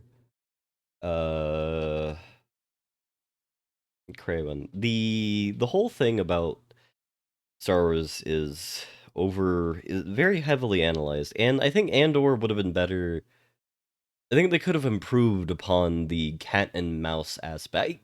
I wish the focus on the characters was different in Andor. Where you focused on the mastermind, as I'll call them, and the evil lady is what I'll say. Evil lady and the mastermind is who I wish the story was primarily focused on, rather than Andor. But I forgot what I was going to rant about, so I'm actually going to tab out and look what prompted me. Oh yeah, no, like there's a whole series of books where like literally the world is ending, and you see as the world's ending, people stop doing their jobs more and more and more. I think quite literally the concept is like an asteroid's going to hit Earth within like 5 years, and like it's a series of like 3 or 5 books where you see that order breaks down over time. It's just that, but with cold rather than asteroid. Sam, what are you doing here, babe? There's a train leaving in 1 hour for Florida. It'll probably be the last one for a long time. I'll be on it, Tyler. With or without you. If you really love me, quit the police and come with me. When this cold stops, we'll get on with our lives. Our new normal lives. It's time to make a choice, Tyler.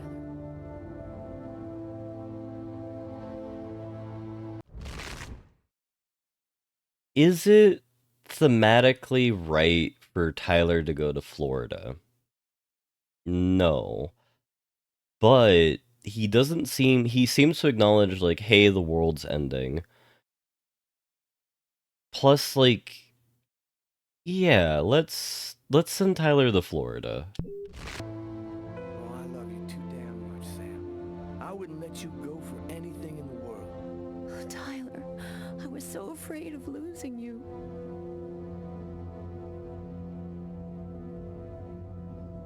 I'll be with you in a minute. I mean, there's been an unannounced, like, 2 or 3 month time skip that David Cage did not point out, but it has occurred. Carla, As long as you do what you think is right, you can't go too wrong. Good luck in Florida, Tyler. Oh no, this is all very real. This is not a this is not a fever dream, unfortunately. Are you sure you know what you're doing? The Oracle's seen the child, just like I did. He'll be here to find her any minute now. I've got to get to her before he does. Wait for me here. I won't be long.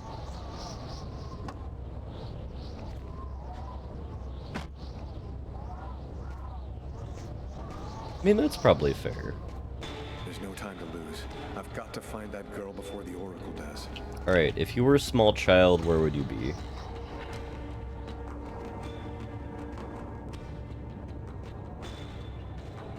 Oh no, she wanted to get her boyfriend away from the police force because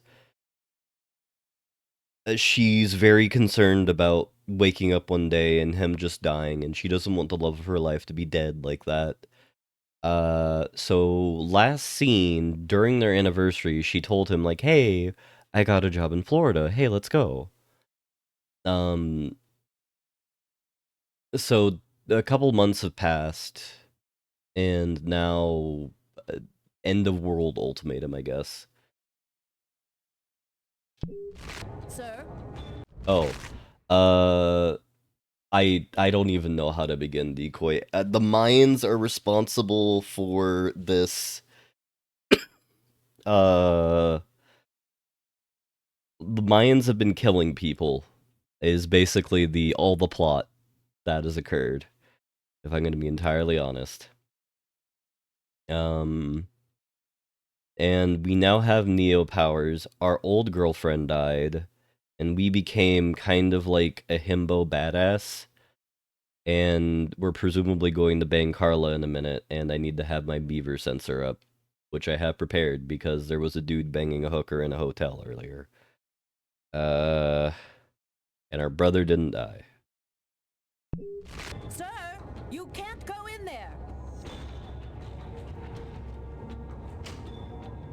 Got to do this quickly. The Oracle will be here any second. Was it this one? Oh god.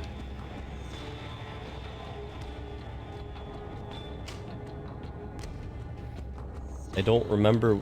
No, not you.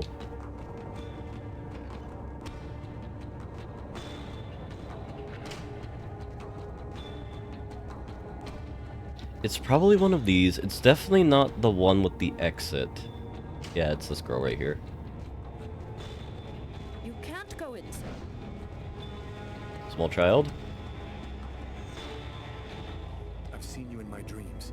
You have to come with me. We have to leave here right now.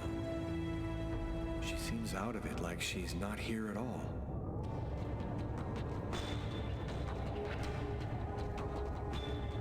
Listen, man. This is how... I see you're still alive. I don't know how you've managed it, but that's of no importance now. Give me the child, and I will grant you a rapid death. If you take her to the ones you serve, they'll use her to make slaves out of the entire human race. That's no concern of yours. You'll be dead before that comes to pass. Give me the child. I don't have time to play with you. This is how Jeanne d'Arc happened, everybody. Don't worry about it.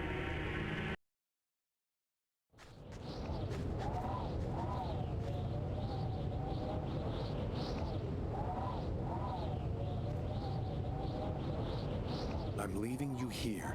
You mustn't move, understand? I'll be back soon to get you. I hope.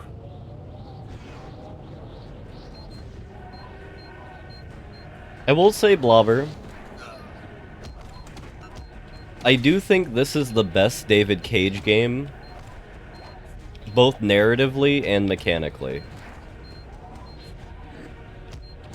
And every David Cage game after this has gotten worse. At least narratively.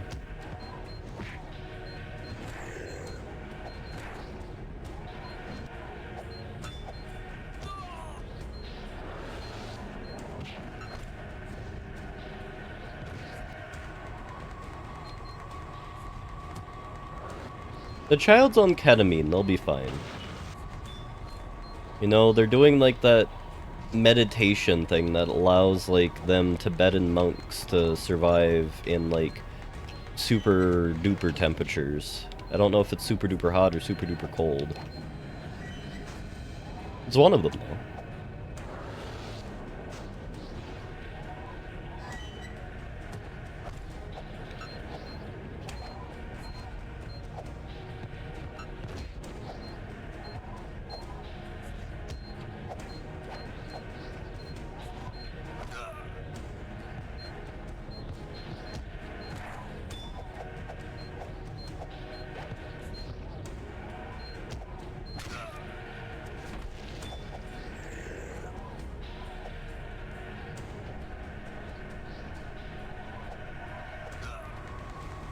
Thankfully, the antennas in New York are made out of solid steel.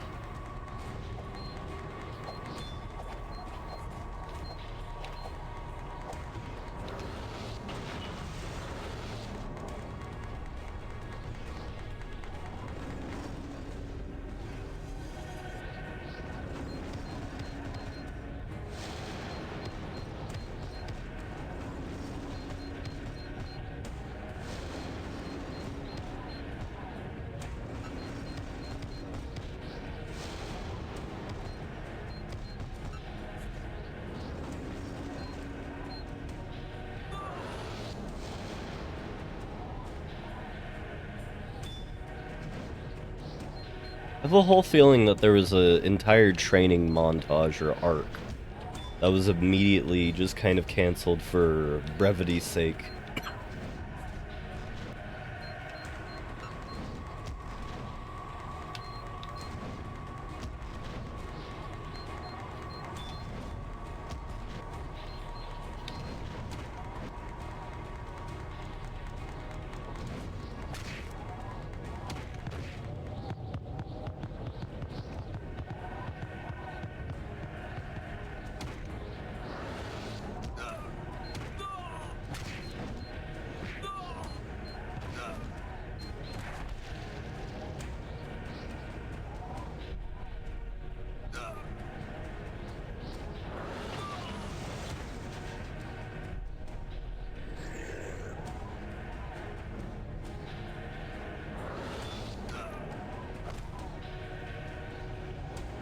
Why did the child move?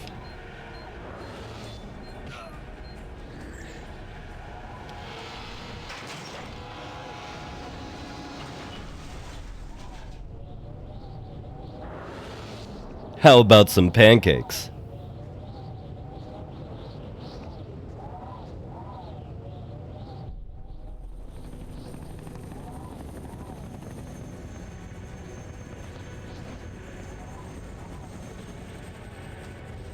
Can helicopters even function in minus 47 centigrade?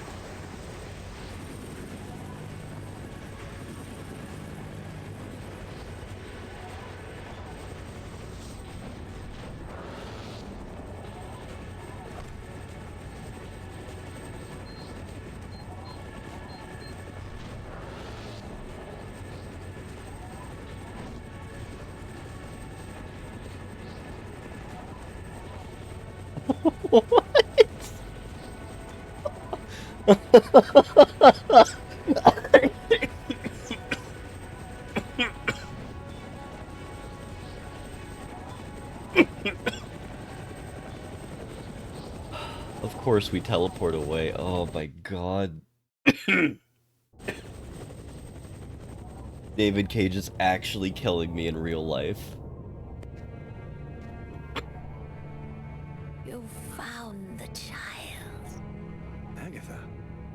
Humanity's fate for the next This woman is 10,000 actually dead. years depends on the fate of that child. A new golden age, peace and security, or the reign of ice, of terror and death. We were right to have chosen you. You're not really Agatha, are you? No, you're right. Poor Agatha died in her apartment. We've simply borrowed her physical appearance to allow us to communicate with you. This child, why is she so important? At the dawn of time, a prophet announced that one day a child would be born, one whose soul was absolutely pure. She would come and reveal a secret, the answer to all questions. He who possessed this answer would gain unlimited power. What happened at the amusement park? I don't remember anything after the roller coaster collapsed. You did. Pardon me, I need to cough real quick. Come on, mute.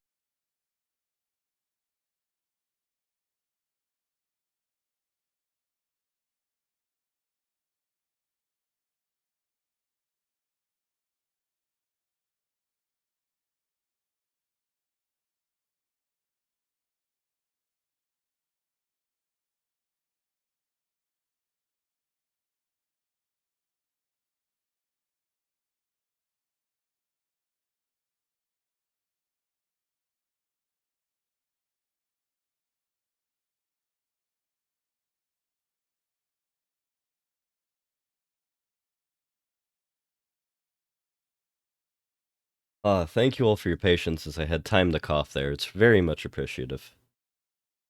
Didn't survive the fall. We found your body and we resuscitated you. The truth is that you are dead, Lucas. It's impossible. I'm not dead. Life, death, they're simply abstract notions. You gave your life so that humanity could survive. You are a hero, Lucas. It was vital that you bring us the Indigo Child, and you succeeded. Now we can put her in a safe place. You've accomplished your mission well. Do we accept? I'm going for the good ending. Is this a good ending? If we accept... Okay. I guess since it's so easy to go in and out of what's going on... Nah? Alright, we'll do nah. The hero accepts their death as part of saving the world? No, don't tell me I did that. I actually have to watch... No. Did I do... accept? I need to stop. No, I don't want to do that entire segment again. Here she is. Please take care. No. Seems legit. Okay. Yes. That was a missed click. Continue. No. Alright, it's fine. You found the child. Agatha. Humanity's fate for the next 10,000 years depends on the fate of that child. A new golden age, peace and security, or the reign of ice, of terror and death. We were right to have chosen you. I guess we can see you. Whose side are you on, Agatha? Who are you, really? We wish to keep the Orange Clan from possessing the child. They would use her to tighten their grip on humanity. We wish to provide her with a safe, hidden home where no one can ever use her for evil ends. What happened at the amusement park? I don't remember anything after the roller coaster collapsed. You didn't survive the fall. We found your body and we resuscitated you. The truth is that you are dead, Lucas. You brought me back? We have certain expertise that may surprise you. Bringing you back to life was nothing exceptional for us. It was vital that you bring us the Indigo Child, and you succeeded. Now we can put her in a safe place. You've accomplished your mission well. Refuse. No, I don't trust you. Jade stays with me. You're committing a fatal error, Lucas. I'm going to have to eliminate you.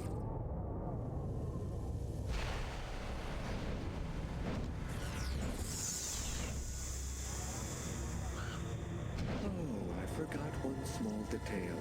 When we brought you back to life, we added a module within your cortex. It's impossible to kill you, as you are already dead. I can, however, annihilate you. A simple touch from me, and you will be erased forever. There's no use trying to resist. I have control of you now.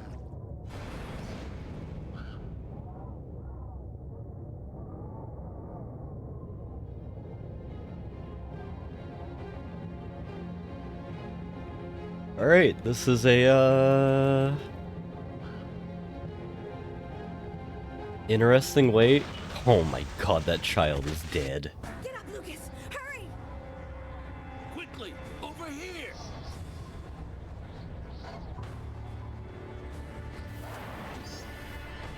So the Orange Clan is bad because they want to end the world in ice. Why is the Purple Clan bad?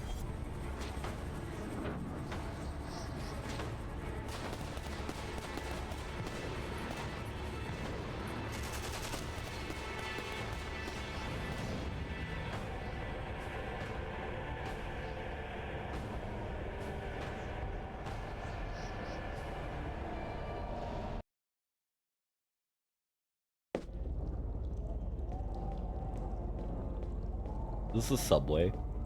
Negative 55 degrees centigrade. Okay, yeah, this is getting a little ridiculous now.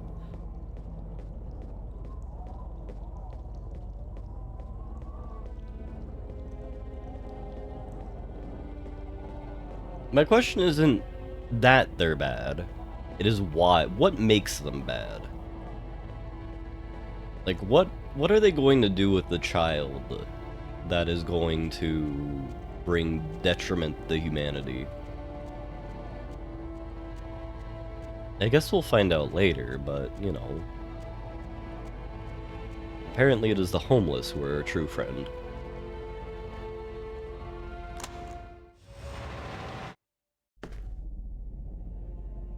And the homeless man from the first scene isn't so, like, party rockin'. This guy looks like he just got out of, like, what do you call him? A Margaritaville, like, hamburger party, and is ready to mingle.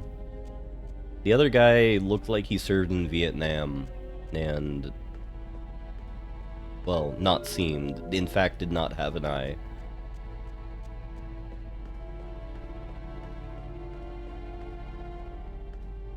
Why is her brother here?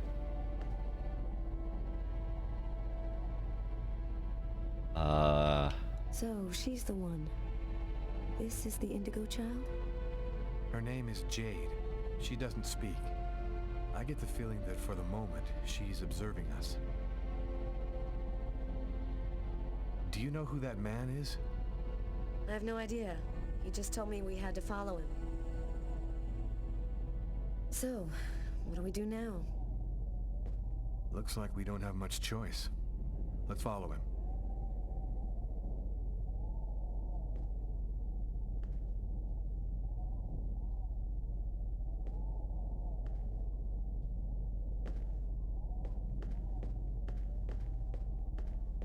Why are you here, brother?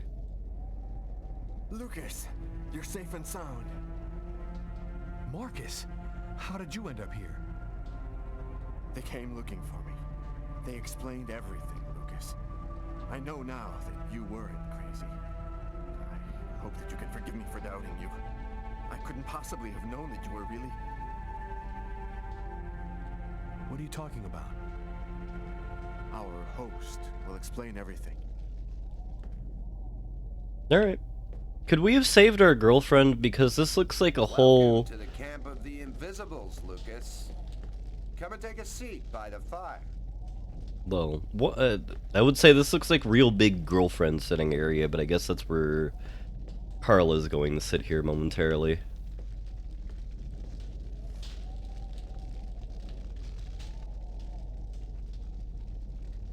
Who are you? Why did you help us?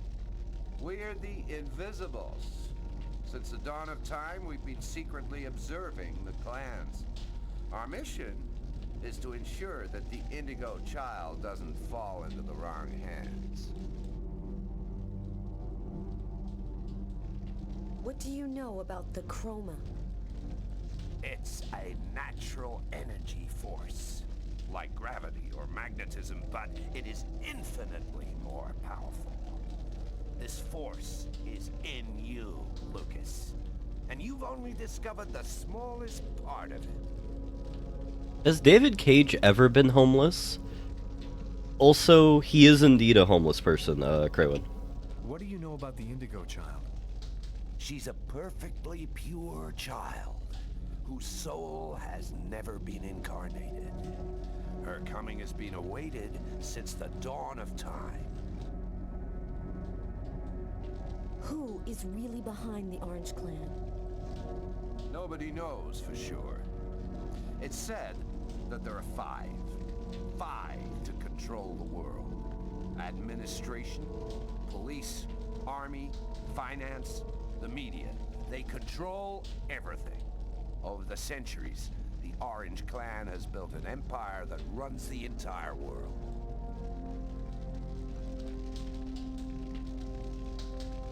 What do you know about the clans? The clans have existed for thousands of years. They reunited the most powerful of beings, who then provided the secret of the prophecy. They have only one goal: obtaining ultimate power by seizing the child. What is the message of the prophecy? It announces the birth of the Indigo child. The child will have the answer to all questions, and the one who hears her message will have access to infinite power. But if the child has not been heard before the final countdown, humanity will cease to exist. So, what do we do now? We must bring the Indigo child to a source of the chroma. That's where she'll deliver her message and complete the prophecy.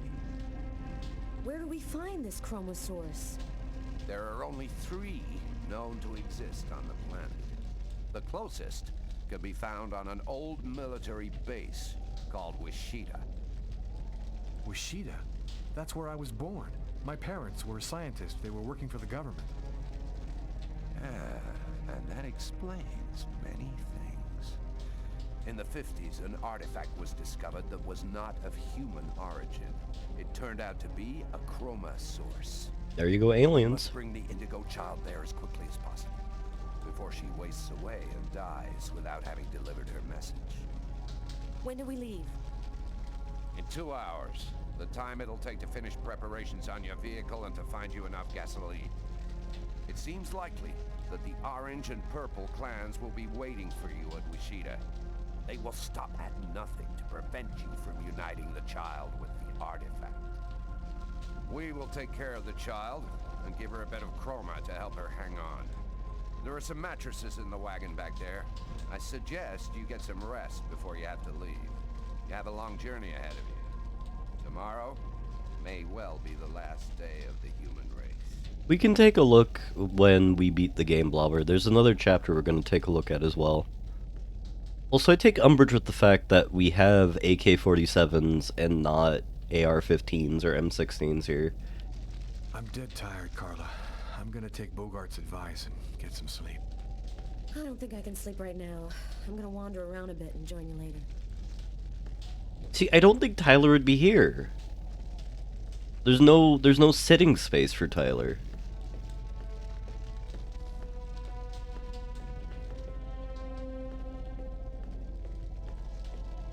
I can't talk to you.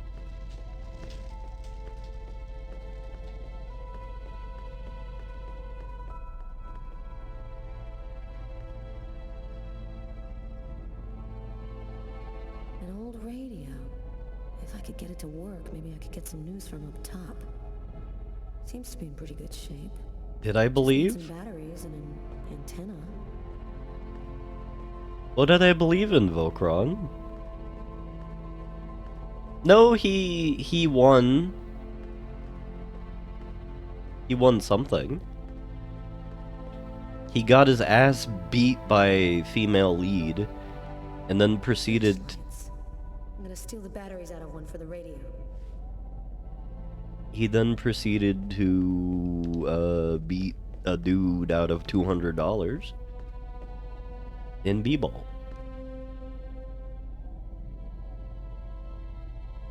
And he's the only one who's had sex the entire game. Which matters to David Cage, as he has a sex scene in, I believe, every single game. I need some batteries and an antenna to have any chance of this thing working.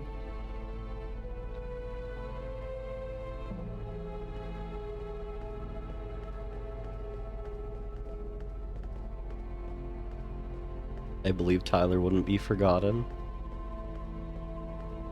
Actually, there's been 2 sex scenes in this game. Oh.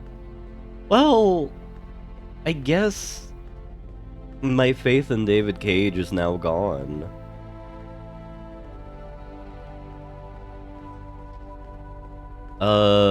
I believe so, Blobber. Because the temperature is -50 right now, centigrade.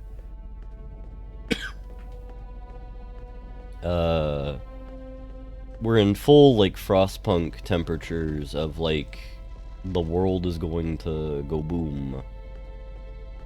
Hello, Senator Smallchild. How's she doing? She's finally asleep. She doesn't have much strength left. I did what I could, but she needs a chromosource real bad. I'm gonna find an antenna. Alright, Father Man, no. Ladies, no. I mean, if there's like a broken TV, we could steal an antenna from that. That would be the likely source. Are we going to bang now? No. I mean, probably, but I want to find an antenna first. There was something here.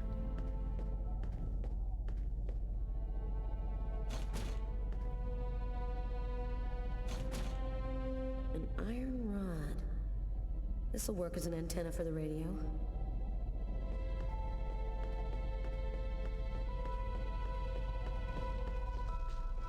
I mean, couldn't they have, like, set up... I guess since they're setting up in the train cars, it's fine.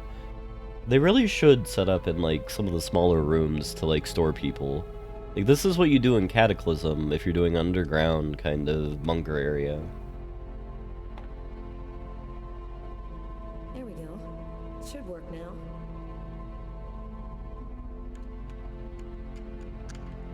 Two-thirds of the country are completely without power this morning. Residents are chopping up wood wherever they can find it in an effort to keep warm. In a few days, the planet will revert to the Stone Age. Only a few cities can still count on... The government has declared a Level 1 state of emergency.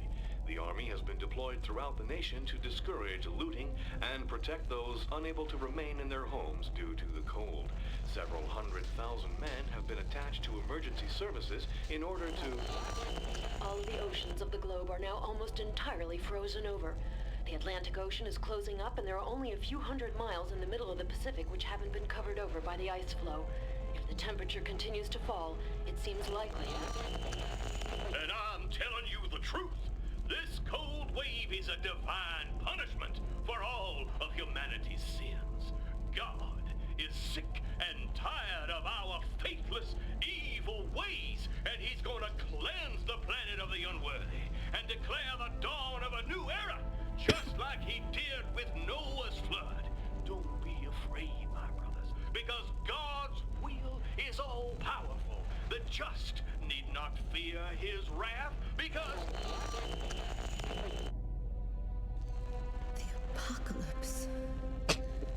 future of the world is going to be decided tomorrow at Wishida. Oh my god, the world's ending. -5 sanity. There's no more ho-hos in the cabinet. -30 sanity. David Cage is insane. Truly insane.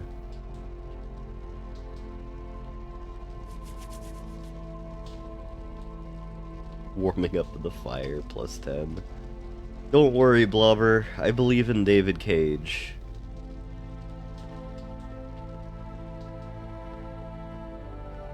I really hope I don't have to activate the beaver sensor, but I don't trust this at all. I called these two being paired up hours and hours ago. Still not asleep? No, I can't seem to relax. It's hard to believe that it's all going to end tomorrow, isn't it? Fields, forests, cities, everything will disappear under the ice. And what's going to happen to us? It'll be like we never existed, like nothing important ever happened. Are you afraid to die? Not anymore. If we're both going to die tomorrow, I want you to know something. I'm sorry that we didn't meet under better circumstances.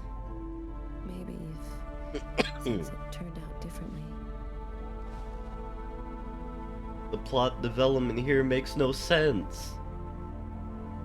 You've known each other in person for less than a day. Why are you fucking? Frozen. Your lips are like ice. This is necrophilia. Wait, what did David Cage mean by this?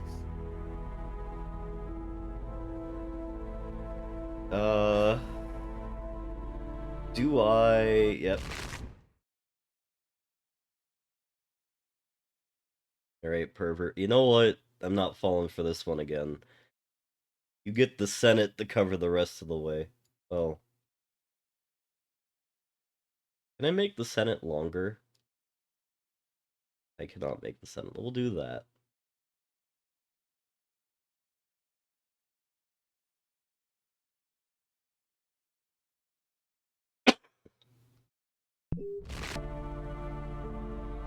Lucas is getting +10 morale. Oh, yep. No, I'm definitely happy I censored where I censored. Yep. No, this is still going on. A whole ass sex scene right now. Yep, that's some ass. TNA right there. Yep. Yep, that I don't even know how to... Carla, I'm assuming, is the more, dominant one here. And that's for all of you to see on your own. As I grab another cough drop. Oh yeah, no, they're hearing everything. Much like Jean-Luc Picard has seen everything.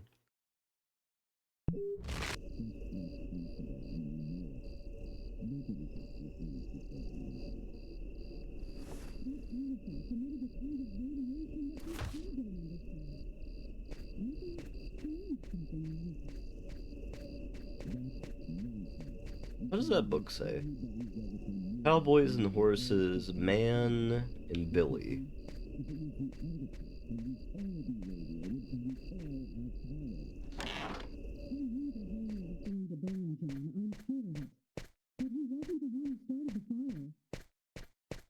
This is just ridiculous, Mary. I've heard enough. He knew the hangar was going to burn, John. I'm sure of it. But he wasn't the one who started the fire. Look, Mary, that's just not possible, and you know it. Nobody can see things before they happen. That artifact emitted a kind of radiation that we still don't understand. Maybe it changed something in Lucas. That's nonsense. We analyzed everybody who ever came near that thing, and they all checked out fine. Don't you see? If it was the artifact, then we'd all be radiated, and we'd all have powers. There's a difference, John. I was pregnant with Lucas when I went for the first time.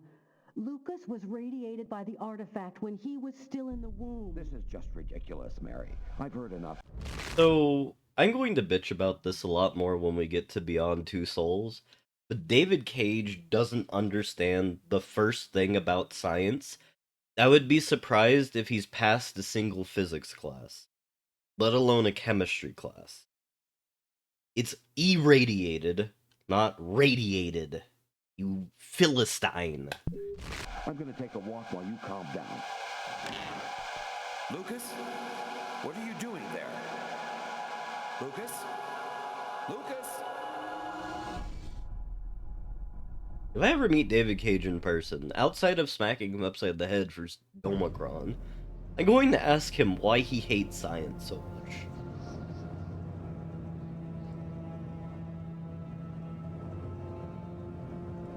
Because, like, what always come to is the comparison of David Cage and Remedy always does a better job in depicting things. Whether it's... There's the hangar. The base seems abandoned. Looks like we got here before the Oracle and the Purple Clan. They're not far away. I sense their presence. Jade's lost consciousness. She's at the end of her rope. We don't have much time. Are you sure that you don't want me to come with you? I don't know what's going to happen, Carla. I don't want to risk your life for no reason. Be careful. I need you. Whether it's problematic themes... If I'm not back in 15 minutes, go back where we came from. Bogart will protect you. Or other issues, they always do a better job. Which, like... I'm very happy for her, and is part of the reason why when Remedy Man does his silly things, and you know the ones, like, cast himself as the Cold Casey, so we see his mug throughout the entire game, or have a QR code talking about a meme involving constipation.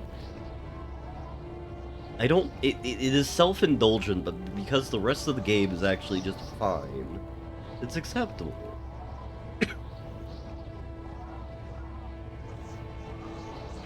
It comes off as quirky rather than fully cringe.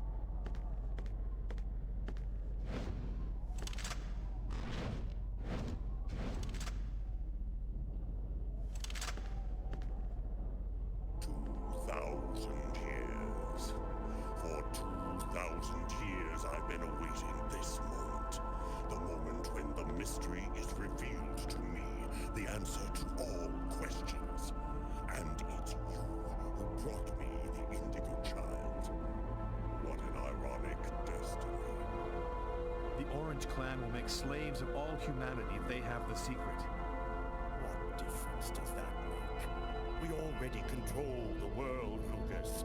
The child will give us ultimate power. We will be the equal of the gods. I'll never give you the child. Your tiny role is finished.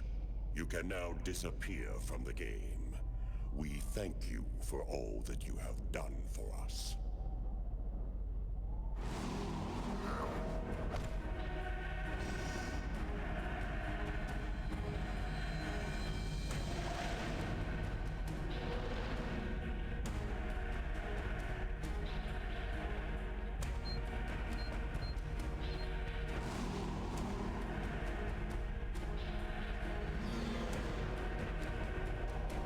Oh my god.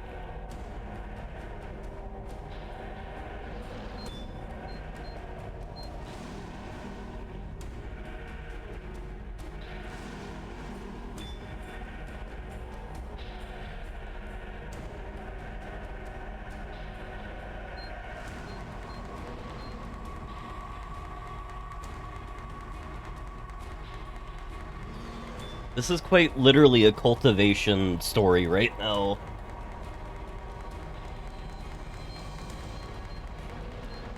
Where we have, like... Yeah, no, I was saying that earlier, Avenue. I completely agree. This is the best David Cage game. It is the best in regards to QTEs. It's the best in regards to, like, the story.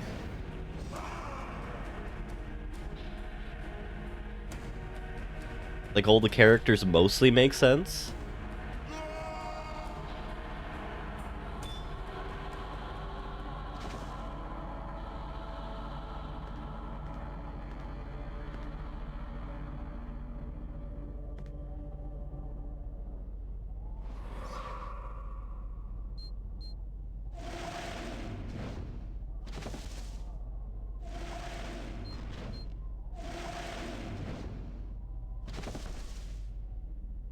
Why are we Heiling Hitler people to death?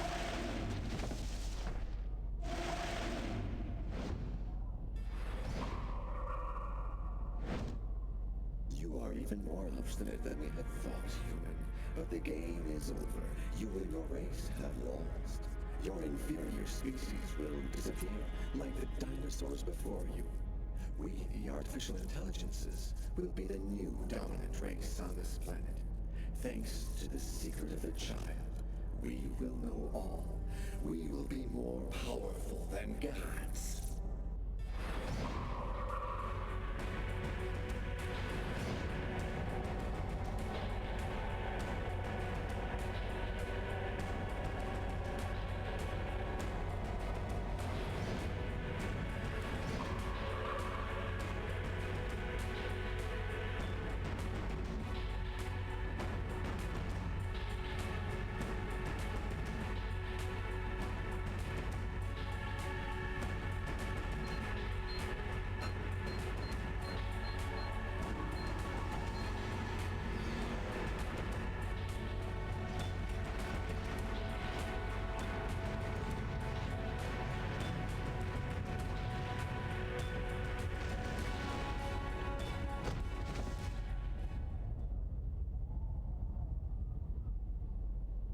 Apparently, we're Goku now.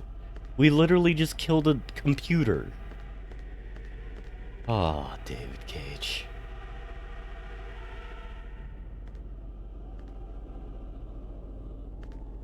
And I agree with you, Volcron. This is why I will always buy... I'm always willing to buy a Remedy game at full price. Where I will wait for the steepest sale possible for a David Cage slop.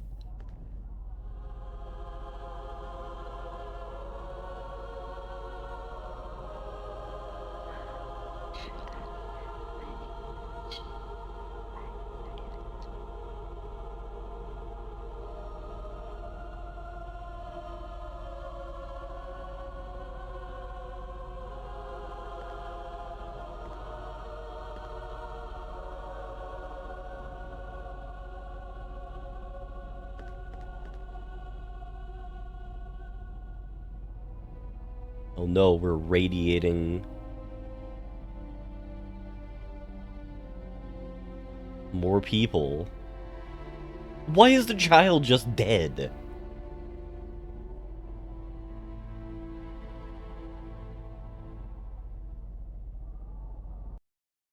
They said she needed... The cold went away, just like it had come, in silence, as if the Indigo child had turned the hourglass by delivering her message. Everything was just as it was before. I guess that means the lesser evil. The Oracle and the Orange Clan went back to their places of power in the secret government of the world, and the Purple Clan went back to haunting us on the net. I should be happy, I guess. I've been living with Carla for 3 months. She's the best thing that's happened to me in a long time. Yesterday, she told me that she's pregnant. Must have been that night in Bogart's underground base. That means that our child was radiated by the chrome at Wishida, just like I was in my mother's womb. I don't know what's gonna happen now. I'm the one and only keeper of the greatest secret in the universe. What should I do with all that power? Forget it? Put it in the service of humanity? I've never dreamt about being a god. I just want to live my life like anybody else with my wife and my child. I'm afraid that destiny might have another path in mind for me. What are you thinking about, Lucas? Oh, nothing. Nothing at all. Why are you wearing gloves in spring? And why are you still wearing bandages 3 months later? Yeah, they ran out of budget at this point.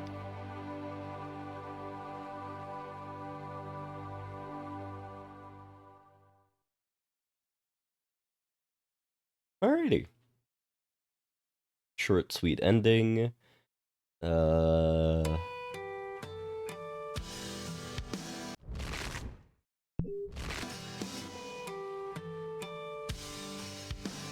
Alright, we're not listening to that, but so, like, overall, I would say I'm gonna stick by the fact this is the best David Cage game of the David Cage games I've played.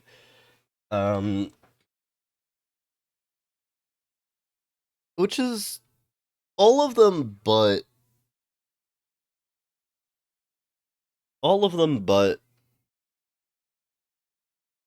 Detroit Become Human. They're squads, not teams.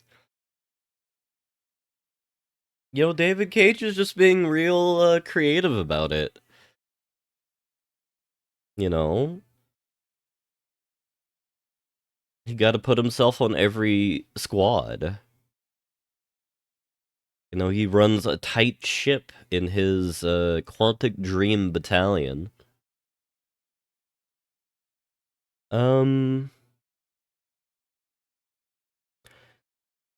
Story was sensical. You know, it was the whole thing of, like, it was, just a relatively traditional detective kind of thing to begin with that devolves into, like, psychic goblin man.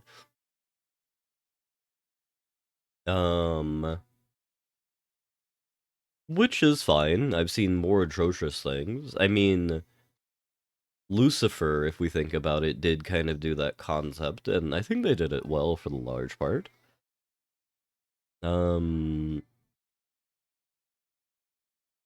Yeah. And as we learned from Omicron, Wick, David Cage is nothing but the reincarnation, or I guess the incarnation, of J. Edgar Hoover, and he has the little black book available to commit terror acts upon the innocent peoples of the world. Which is truly horrifying. Oh god. I just biffed my controller. I'm not playing the music in the game because I'm assuming it's incredibly copywritten. And it's also very loud. Are we going to assume this is, like, in the era where, we have, like... No, I wouldn't give David Cage as so much credit. He is J. Edgar Hoover. Eddie Hoover. Is there anything we have to sit through the credits for, or do we have to... You know what, I don't care if there's a secret... I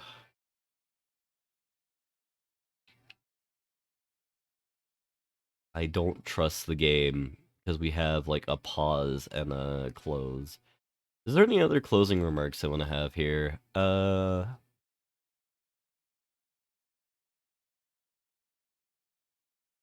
You know, David Cage is one of those kind of Hollywood, not Hollywood types, but video game world types that you just are surprised that they're still around. Given it's like that, who's the guy who does Borderlands?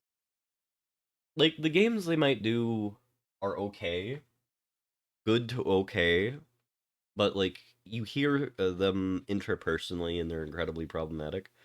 I feel David Cage is in that category as well.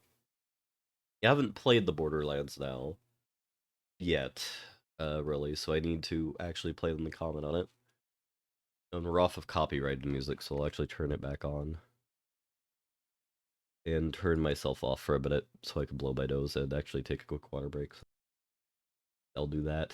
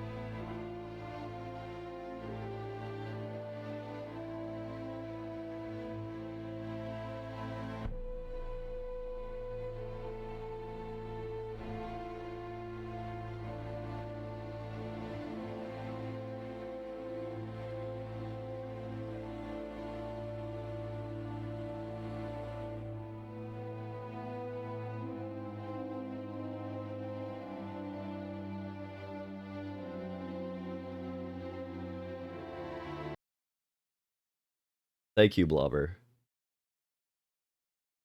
Alright. So... Good God. Hello, Drama 1. Before we end the Fahrenheit portion of today, we have 2 chapters we need to take a look at. Hello, Alex Pemberton.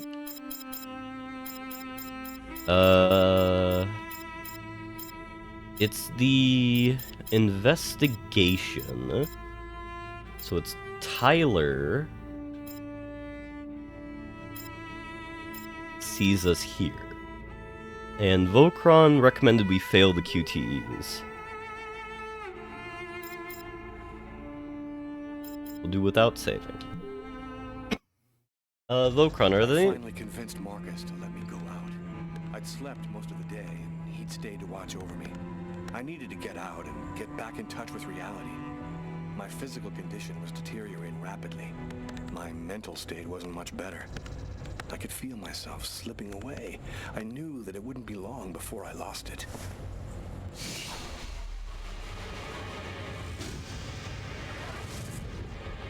Hello, Detective Taylor Miles, New York Police. The police, they found me.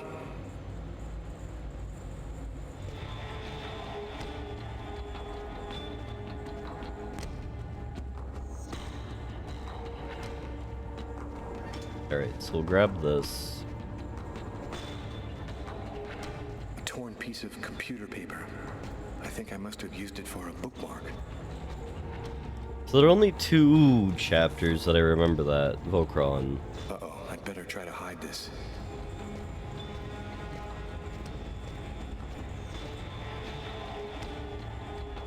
It is both of them at this bank. We're in one right now. And I don't know if there are any others.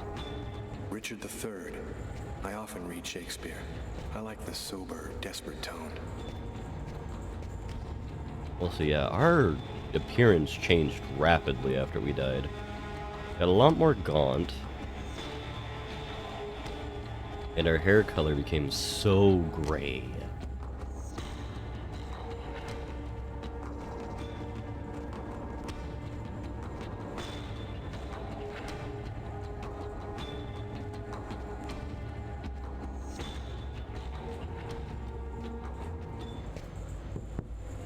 Alright, so we'll nail the interview questions, but fail the QTEs for everything else.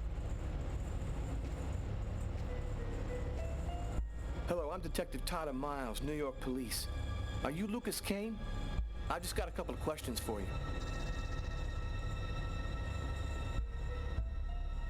It's just that I don't really see how I could be of any help to you. Well, it's worth a try. It won't take very long. What do you want to know? Could you confirm that this list came from here at the bank? I wonder if he's going to say anything about the watermark. The paper does come from here. It has our bank ID code and the watermark. Is there a way to establish where it was printed from? The manager already filled me in, but maybe we can learn something more. This kind of paper is used by stock buyers to print out their quotes. There's about 100 of them here in the bank.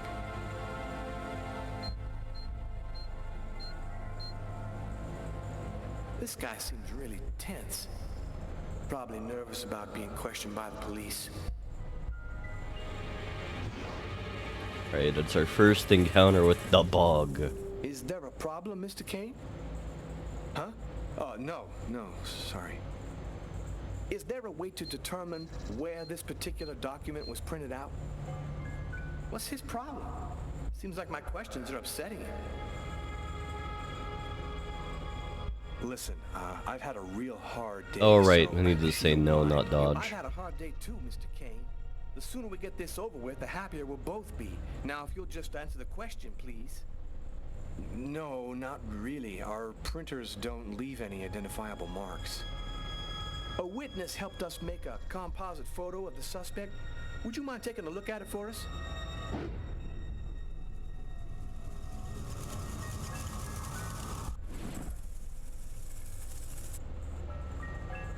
This remind you of anyone?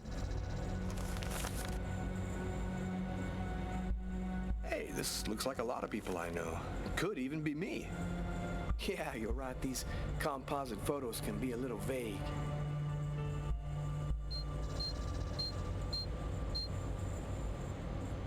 Yo, this is weird. The composite looks just like this guy right here.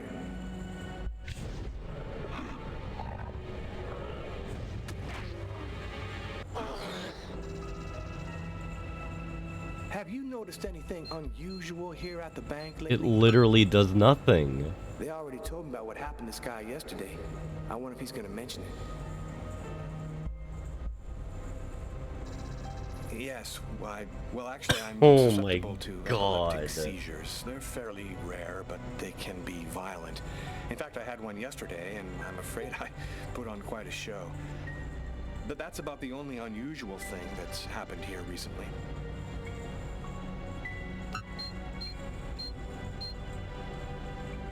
Did something happen to your arms?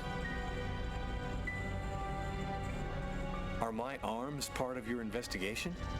No, man, of course not. I was just curious, that's all. Hey, is that you in the picture with the priest? Is he a friend of yours? Tyler was so sheepish about that. That's my brother, Marcus.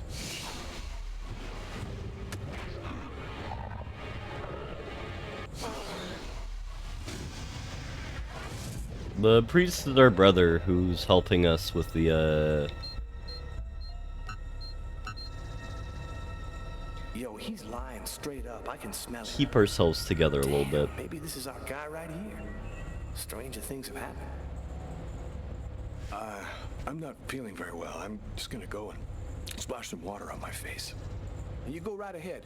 I'll wait for you here.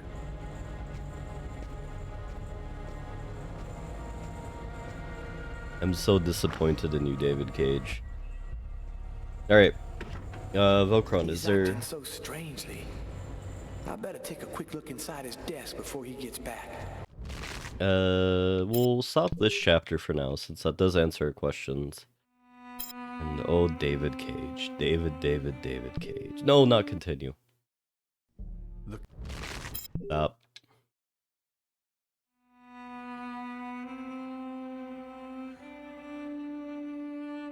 Oh, it just doesn't matter. David Cage is a goofy boy.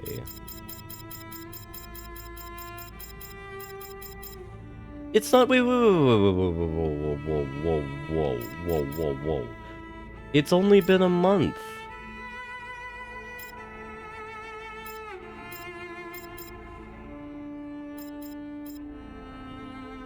Yeah. We die, and then a month happens. And then 3 months later happens. Alright, so... we acquire small child. Oh god, we gotta go through the entire orphanage sequence again. Alright, we'll do it for Blobber.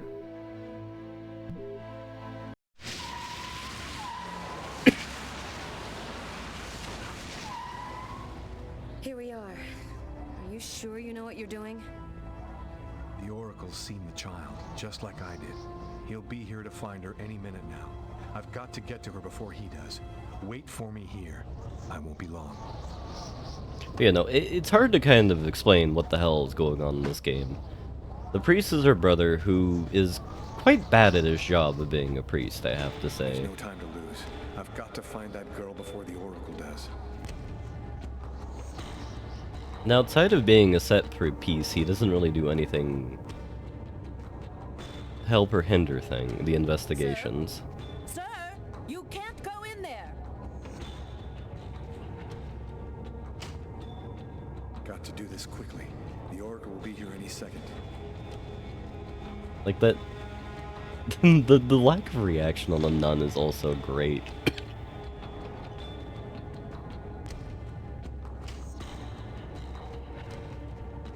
You can't go in. He just kills her, too. I've seen you in my dreams. You have to come with me. We have to leave here right now. She seems out of it, like she's not here at all.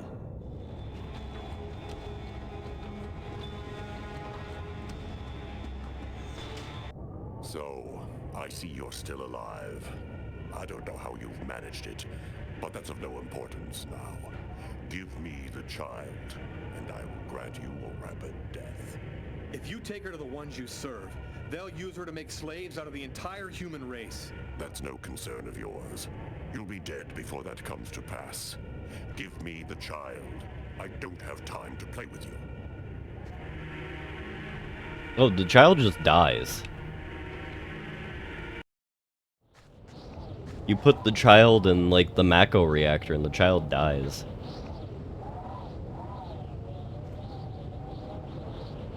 I'm leaving you here. You mustn't move, understand? I'll be back soon to get you. You know, normally, narratively, you would raise the child according to a lot of, like, writing. No, David Cage is truly the, what do you call it? Innovator of reality, of just executing the child for no narrative benefit.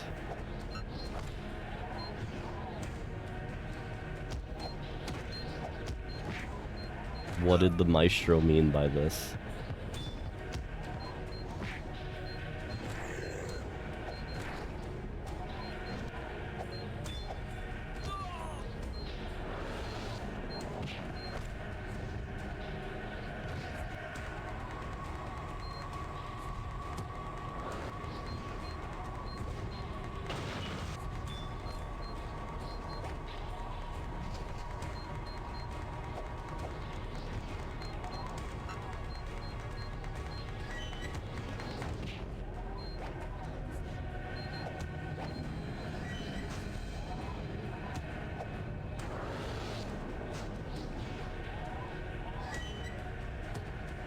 We don't even get to hear what the secret of the universe is. That's just... She just whispers in like an eldritch spread... Not sprect. Dialect, and you don't hear her.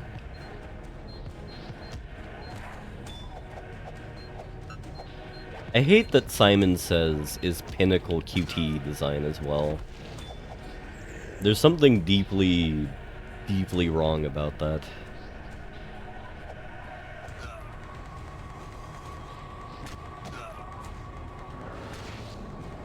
What do you mean, failed?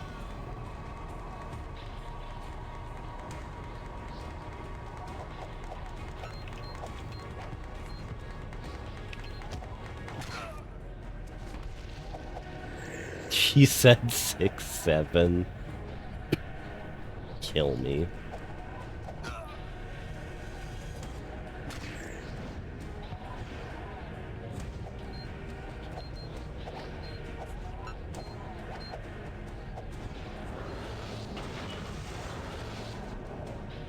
Yeah, and the child mysteriously teleports as well during this whole segment.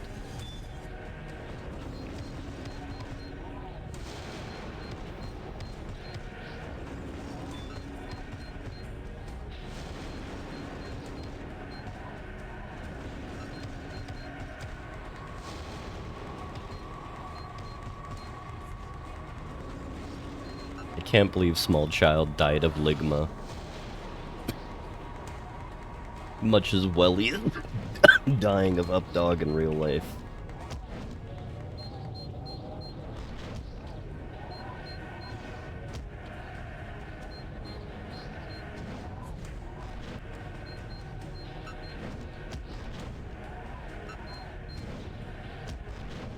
Yeah.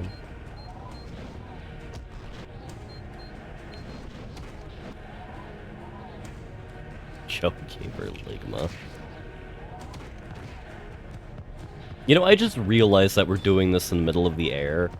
I didn't understand that fully the first time we did this segment, but, I do now, and I... further go with my statement that we're actually, like, in some cultivation manga.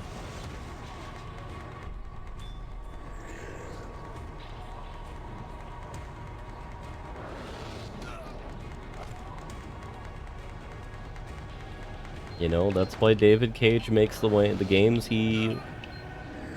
in the manner that he does. It's so that they need multiple playthroughs to enjoy.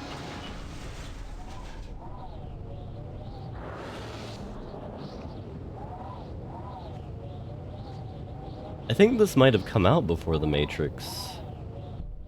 Maybe The Matrix 2.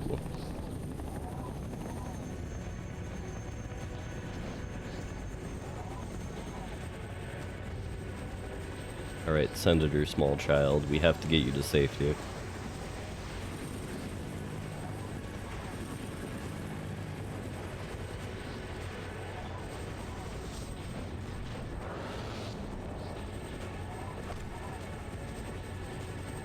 I mean, David Cage is so creative. He obviously just made it up on his own. He would never steal someone's IP.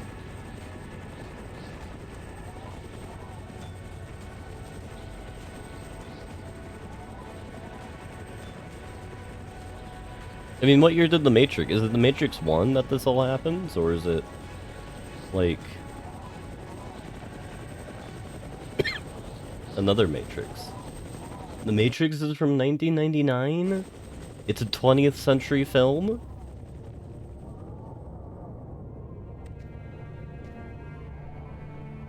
You found the child. Agatha.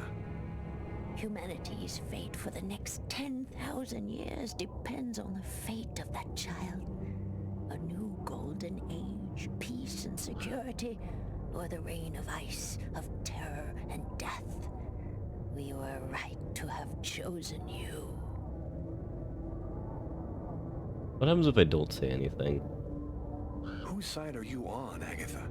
Who are you, really? We wish to keep the Orange Clan from possessing the child. They would use her to tighten their grip on humanity. We wish to provide her with a safe, hidden home where no one can ever use her for evil ends. Yeah, I can't believe 1995 was 100 years ago. You're not really Agatha, are you? Right. No. Time for the next you're cough right. drop in the cough drop mines. Poor Agatha died in her apartment. We've simply borrowed her physical appearance to allow us to communicate with you. What happened at the amusement park? I don't remember anything after the roller coaster collapsed. You didn't survive the fall. We found your body and we resuscitated you. The truth is that you are dead, Lucas.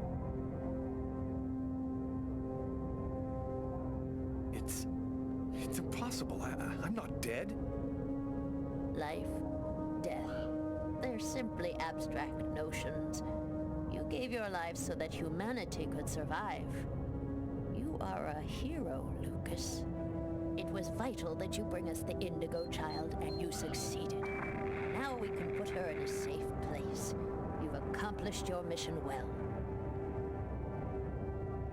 Alright, let's see what happens when we give small child to the evil guy. Please take care of her.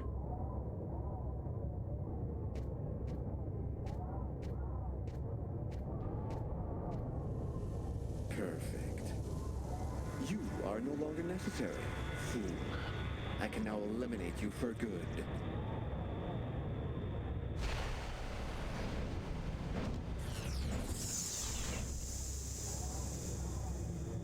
Oh, I forgot one small detail.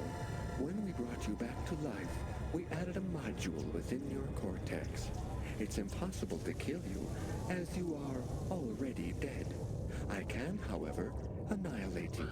A simple touch from me, and you will be erased forever. There's no use trying to resist. I have control of you now.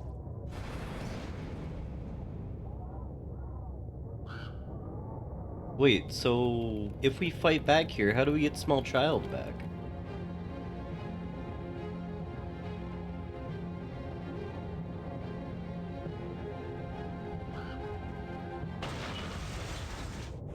Wait, what happens to small child? Hurry! Quickly, over here!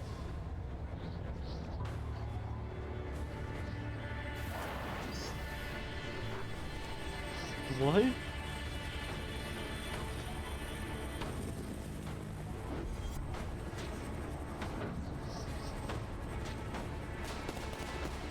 I mean, presumably the AI brings small child to Wichita, or Washita, and you have the same final fight there. That's how they maintain continuity. That would make sense. Alright, but we're in the failed timeline now, so we're gonna stop that. Alright. That was David Cage's, what I'm going to call actual magnum opus, Indigo Prophecy. For those of you on the VOD, thank you for joining, and I hope you have a wonderful next time, where we'll be playing Heavy Rain.